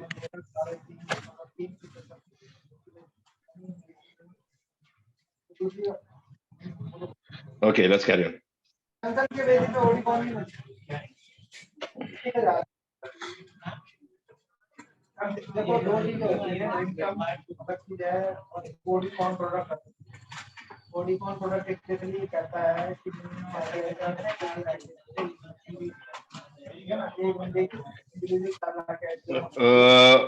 Baraji, Dr. Saab, your microphone is on. Yes. So this presentation is made by Dr. Vadi. Is the head of the department, pharmacology, parasitology, tropical veterinary medicine, NASA University of Life and Environmental Science of Ukraine. The presentation will be made by student of master's degree, faculty of veterinary, Yaroslava Yeshenka. Yaroslava Yeshenka is very active and she's helping the Ukrainian Association of Ayurveda and Yoga in all possible ways. Translations, she is an active core member. She has done lot of work for our photo contest, and later we have many plans. So we will move ahead. Yaroslava, please. Okay, thank you. Thank you so much. Greetings and good day to all the distinguished participants of today's conference. I am here to present the results of our clinical trials of Ayurvedic medicines. When we talk about medicines, the first thing that comes to mind is their use in human medicine. But there is another medical direction where the number of patients is much higher, and this is veterinary medicine. And when we talk about productive animals and poultry, if we ensure their health, we can obtain safe and high quality products. And taking into account the predominant use of plant raw materials in Ayurvedic preparations, such products are also more ecological and without harmful impurities of drug residues. Both doctors and veterinarians should be well acquainted with herbal preparations, since their competent use allows to reduce the chemical load on the animal's body. That is why most leading medical and veterinary universities are currently paying more attention to phytotherapy and Ayurveda in particular. The Ukrainian company Amma Life Sciences is a leading manufacturer of medical and veterinary Ayurvedic drugs in Ukraine. It produces more than 50 different medicines in accordance with international quality standards. Among them are a number of products for poultry farming, the effectiveness of which we studied for various pathologies. For example, to start with Somivad, it's a drug to support the normal functioning of the bronchopulmonary system, which has a corresponding medical analog. Poultry consume the drug through the watering system together with drinking water in the amount of almost 60 grams per ton of water for 3 days. And already on the 3rd day, the disappearance of the clinical manifestation of the infection was observed, as well as the equalization of the weight of the poultry. Mortality in individual groups of poultry decreased by 54.56%, including in the period after stopping the use of the drug. The next serious problem in industrial poultry farming is the contamination of feed with mycotoxins. This often happens during the grain growing season. The culling of such feeds and the reduction of poultry productivity are multi-billion-dollar losses on a global scale. A classic way to reduce the levels of mycotoxins in feed is the use of sorbents. However, it is not possible to bind all 100% of mycotoxins. Therefore, it is important to stimulate their removal from the body and minimize their toxic effects. Such a drug is Ataxvet, the effectiveness of which for combined mycotoxicosis was studied at one of the largest poultry farms in Ukraine. First, through various studies, we have confirmed the presence of fumanicins and toxin-producing fungi in the genus Fusarium in feed. Then the drug was drunk with drinking water at a dose of 60 grams per ton of water for 10 days. And at the same time, the normalization of the morphological indicators of the blood of poultry was observed, such as an increase in the level of hemoglobin and a decrease in the number of leukocytes, i.e. a decrease in the manifestation of inflammatory phenomena. As with the application of Somivet, a significant reduction in poultry mortality was observed, as well as the growth of their productivity, which is very noticeable in the flock of almost 135,000. Due to this, during the period of use of the drug, the overall productivity increased. Considering this information, we recommend the use of the drug permanently in a dose of 60 grams per ton of water as a detoxifying and stimulating agent. If previous diseases are mainly of veterinary importance, then antimicrobial resistance is a global problem for both medicine, human medicine, and veterinary medicine. Moreover, resistance, mortality, and treatment costs are increasing while the number of effective drugs is decreasing. Therefore, one of the ways of combating AMR, which is antimicrobial resistance, is the search for new alternative methods and means of treating bacterial infections, including phytotherapy. Industrial poultry farming is practically impossible without the use of antimicrobial drugs and stimulants. For this purpose, we offer the Ayurvedic preparation Shantivat for application. Its effectiveness was tested in the conditions of a vivarium or mini poultry house when growing broiler chickens. All veterinary drugs recommended by the technology, except vaccines, were replaced by drinking the drug Shantivat in a dose of 90 grams per ton of water from 1 to 5 and from 21 to 25 days. According to the results of hematological studies, an increase in the number of leukocytes at the expense of lymphocytes was established. That is, we can talk about a certain immunostimulating effect of the drug. No deaths were observed in all groups, but the weight of poultry and the slaughter rates were better in the group that drank the study drug. The feed conversion rate also changed, which is the efficiency of its assimilation for growth, as well as stress resistance, which also affects the productivity of poultry. Finally, I would like to add that the company's drugs are effectively used for animals of other species as well. In particular, at the request of the Armed Forces of Ukraine, 1,000 packages of drugs were handed over for use by service dogs, for which I would like to personally thank Mr. Kundan Sandvar. Thank you so much. Well, thank you all for your attention. Health and peace to all of you. Thank you so much.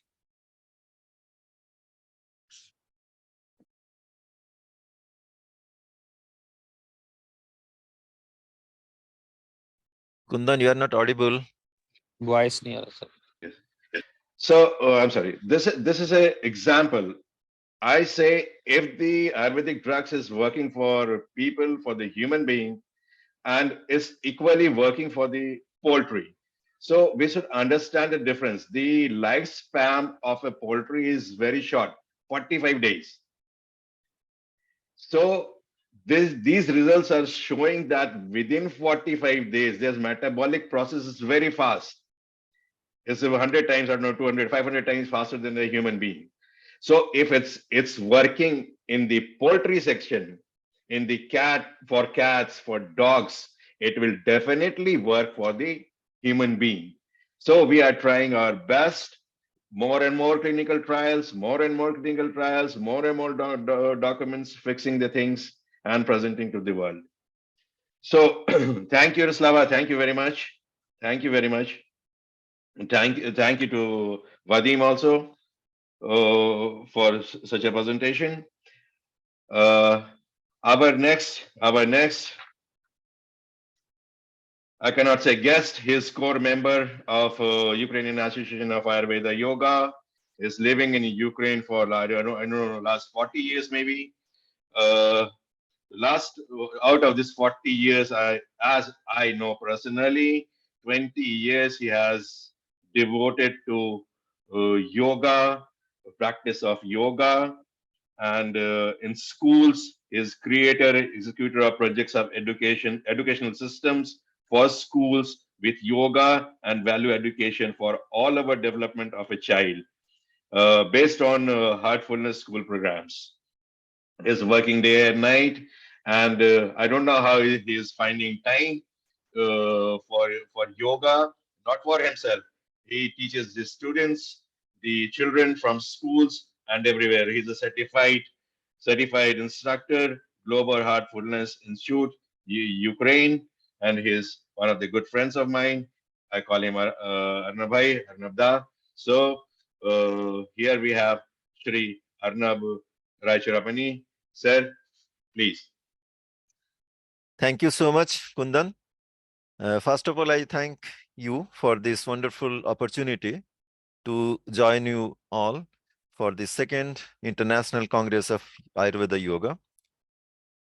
I have the heartful feeling and thanks to all of you who have joined this wonderful program to deliver your important information and your the practice on yoga and Ayurveda for last 2 days.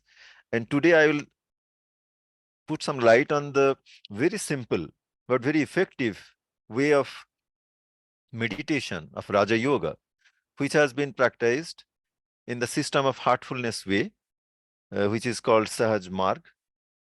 And this has the unique, effective and simple method of use of pranahuti by the preceptors, the instructors, the guides.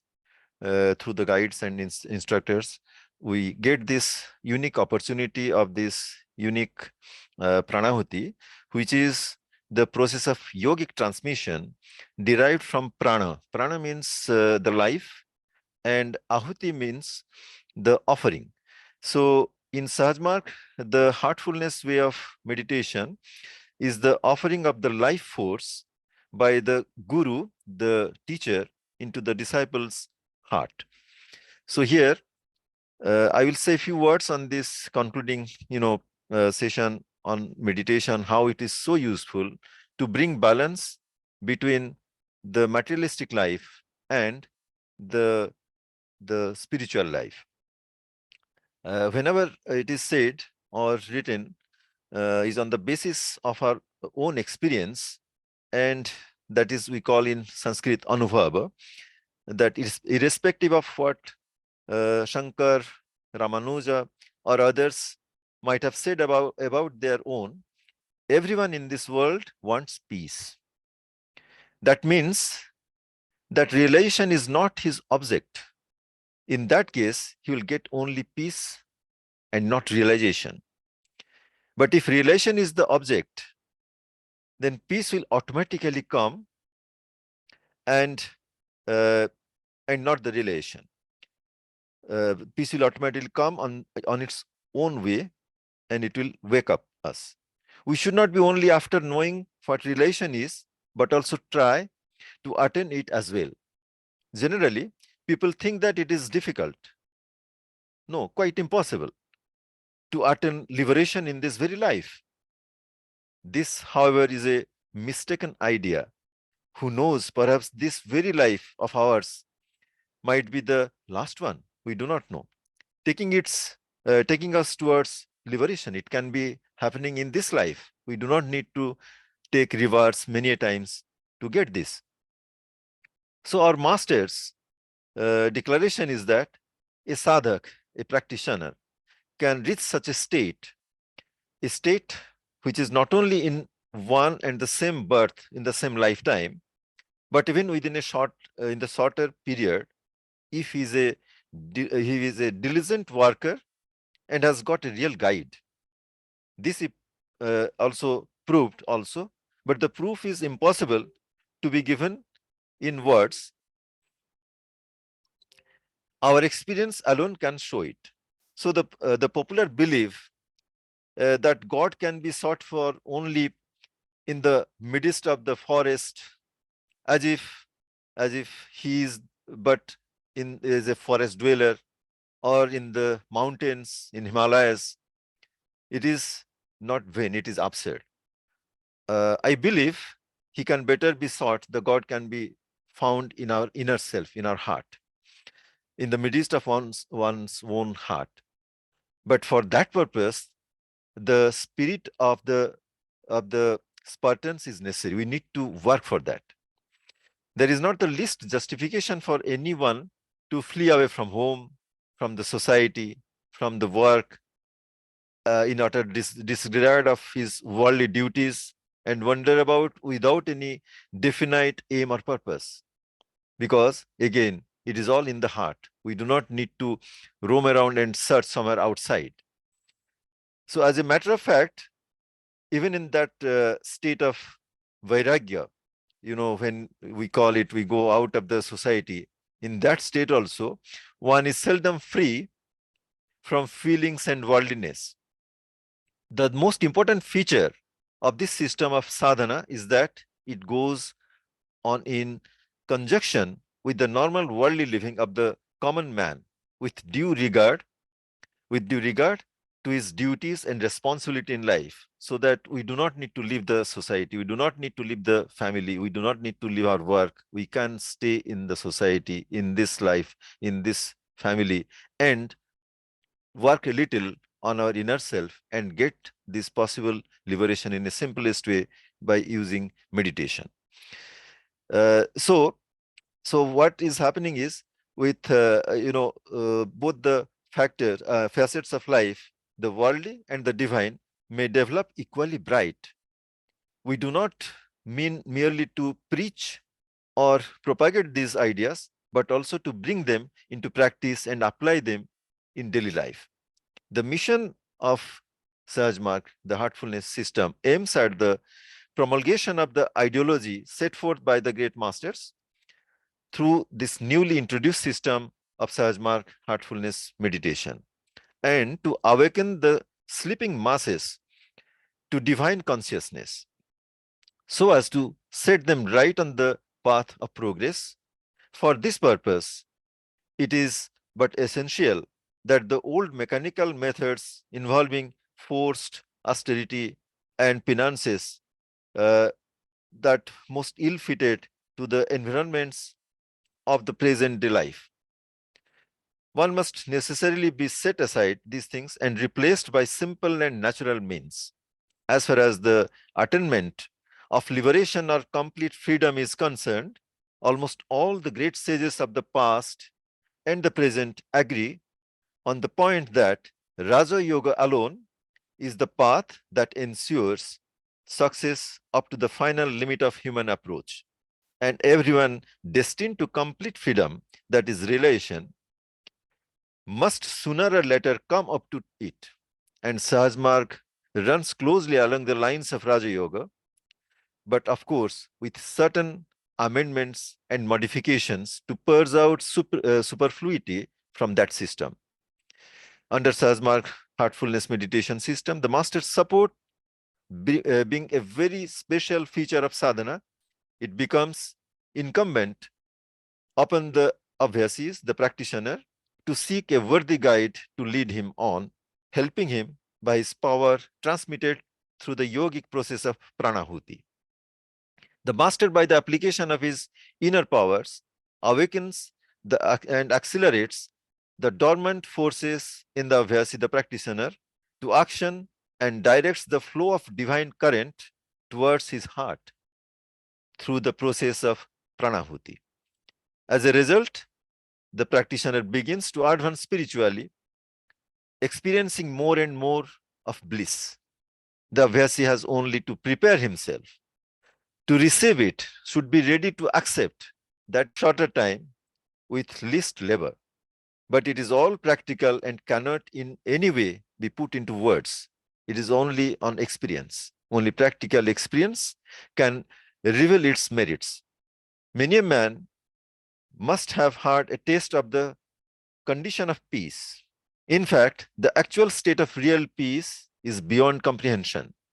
It admits no contradiction. It is literally neither peace nor restlessness, neither union nor separation, neither bliss nor otherwise. It is, after all, that for which we had developed pain. May you all have the taste of that pain. It is not, however, difficult to cultivate. Only a firm will and an undivided attention towards it is all that is required for this purpose. Then that you seek for will be found quite close to you. Rather with you, nay, you might yourself be that which you seek for. For that, there must be a burning in the heart. There must be craving. You must feel and want that from your own personal feeling and from your internal wish, which might burn down the weeds and bushes on the path. We do not mean to advocate in any way the orthodox idea of Gurudom. In our Shastra, in our Sanstha, in our organization, we take it in the sense of common brotherhood, in a spirit of service and sacrifice, helping each other as needed and required. Finally, the Sahajmarg system of spiritual practice in the heartfulness system and training is open to everyone without any distinction of creed, caste, sex, or color. Seekers of truth may come to experience and practice and derive the greatest benefit from the grace of our masters, who has turned a new leaf in the tradition of Indian philosophy. May the benign supervision of the Master Supreme guide all to the realization of the ultimate goal and fulfillment of the human purpose. We have been trying this all over the world, around 150 countries, more than that, having these centers of heartfulness meditation system, which guides us mainly not to think anything. The system here, you just have to close your eyes, find some place where you can try this practice, just ignoring our thought process, all the impressions that we get, almost 70,000 impressions every day we gather in our head, the neurons, the head is completely jammed up with the materialistic life and all the requirements. So we propose and we request you all to have this unique experience by joining this unique opportunity to learn the heartfulness system of meditation and experience it. And then we'll see the difference, that it helps you to remove all our agony, all our dilemmas, all our difficulties, and we feel completely relieved of everything, and we can move forward as a brotherly whole universe altogether. So you can reach this site of heartfulness.org. I again repeat, it is www.heartfulness.org, through which you can find this method of relaxation, meditation in the simplest way of Raja Yoga and get the maximum benefit of this. We have been trying this also in Ukraine, and at this difficult time, this has been very much useful when there is a difficulty of the situation because of the surrounding activities and the things are happening. People are having psychological, emotional, and physical trauma kind of stress and strain. But when we have the very simple instrument of yoga, meditation, and relaxation, we can help our nerves to sustain, to get through all these difficulties and be brave and take everything in the best way and bring peace and harmony to our life. Thank you for listening. So cleaning the mind, recharging the mind, the heartfulness way. Thank you, Anabai. Thank you for your presentation. Thank you for the efforts. Thank you for the things you are doing. We are thankful. Thank you. So with us, Professor G.D. Sharma is there, our Guruji. But before that, I want to say a few words of thanks. And then I'll invite G.D. Sharma ji, Guruji, to give a beautiful end of this conference. So before giving thanks to everybody, I would like to give one special, very special thank to Dr. Bharat Singh ji. I call him Dr. Sahab because without his efforts, without his coordination, basically the ideas of doing this goes to him. He is the main person. He is the main person of doing this Congress, this conference, online conference, and bringing so many scholars, so many people, so many learned people on one platform and bringing it to Ukraine, to the Russian speaking people, to Ukrainians, and for their so Ayurveda can help, yoga can help. Once again, thank you, Dr. Saab. Thanks a lot. Special thanks and in general also and special also thanks to Ministry of Ayush. So Dr. Bharat Singh, I can see you. Says thank you very much for coordinating all the things, bringing the people here.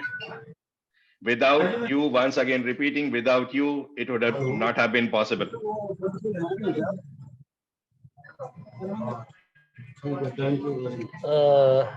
Thanks for all of you, for the all scholars, and really I am grateful for all of you. And just I want to say two lines only. We all say, but what is the relevance of in this conference? But at the end, some critics approach is very necessary.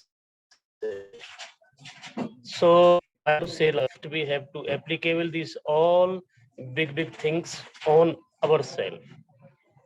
Then if we find our peace and love, it will be spread automatically whereas it will reach. So our work is spreading the peace and love across the globe. And just not like hypocrites opening the so many high business shops, and this is our responsibility to how can we save the proper form of the spirit, because so many these hypocrites and big shops and businessmen are completely kill the spirit of spirituality and yoga. Just they are selling on the highest cost and making the business and exploiting the people bodily, mentally, and economically.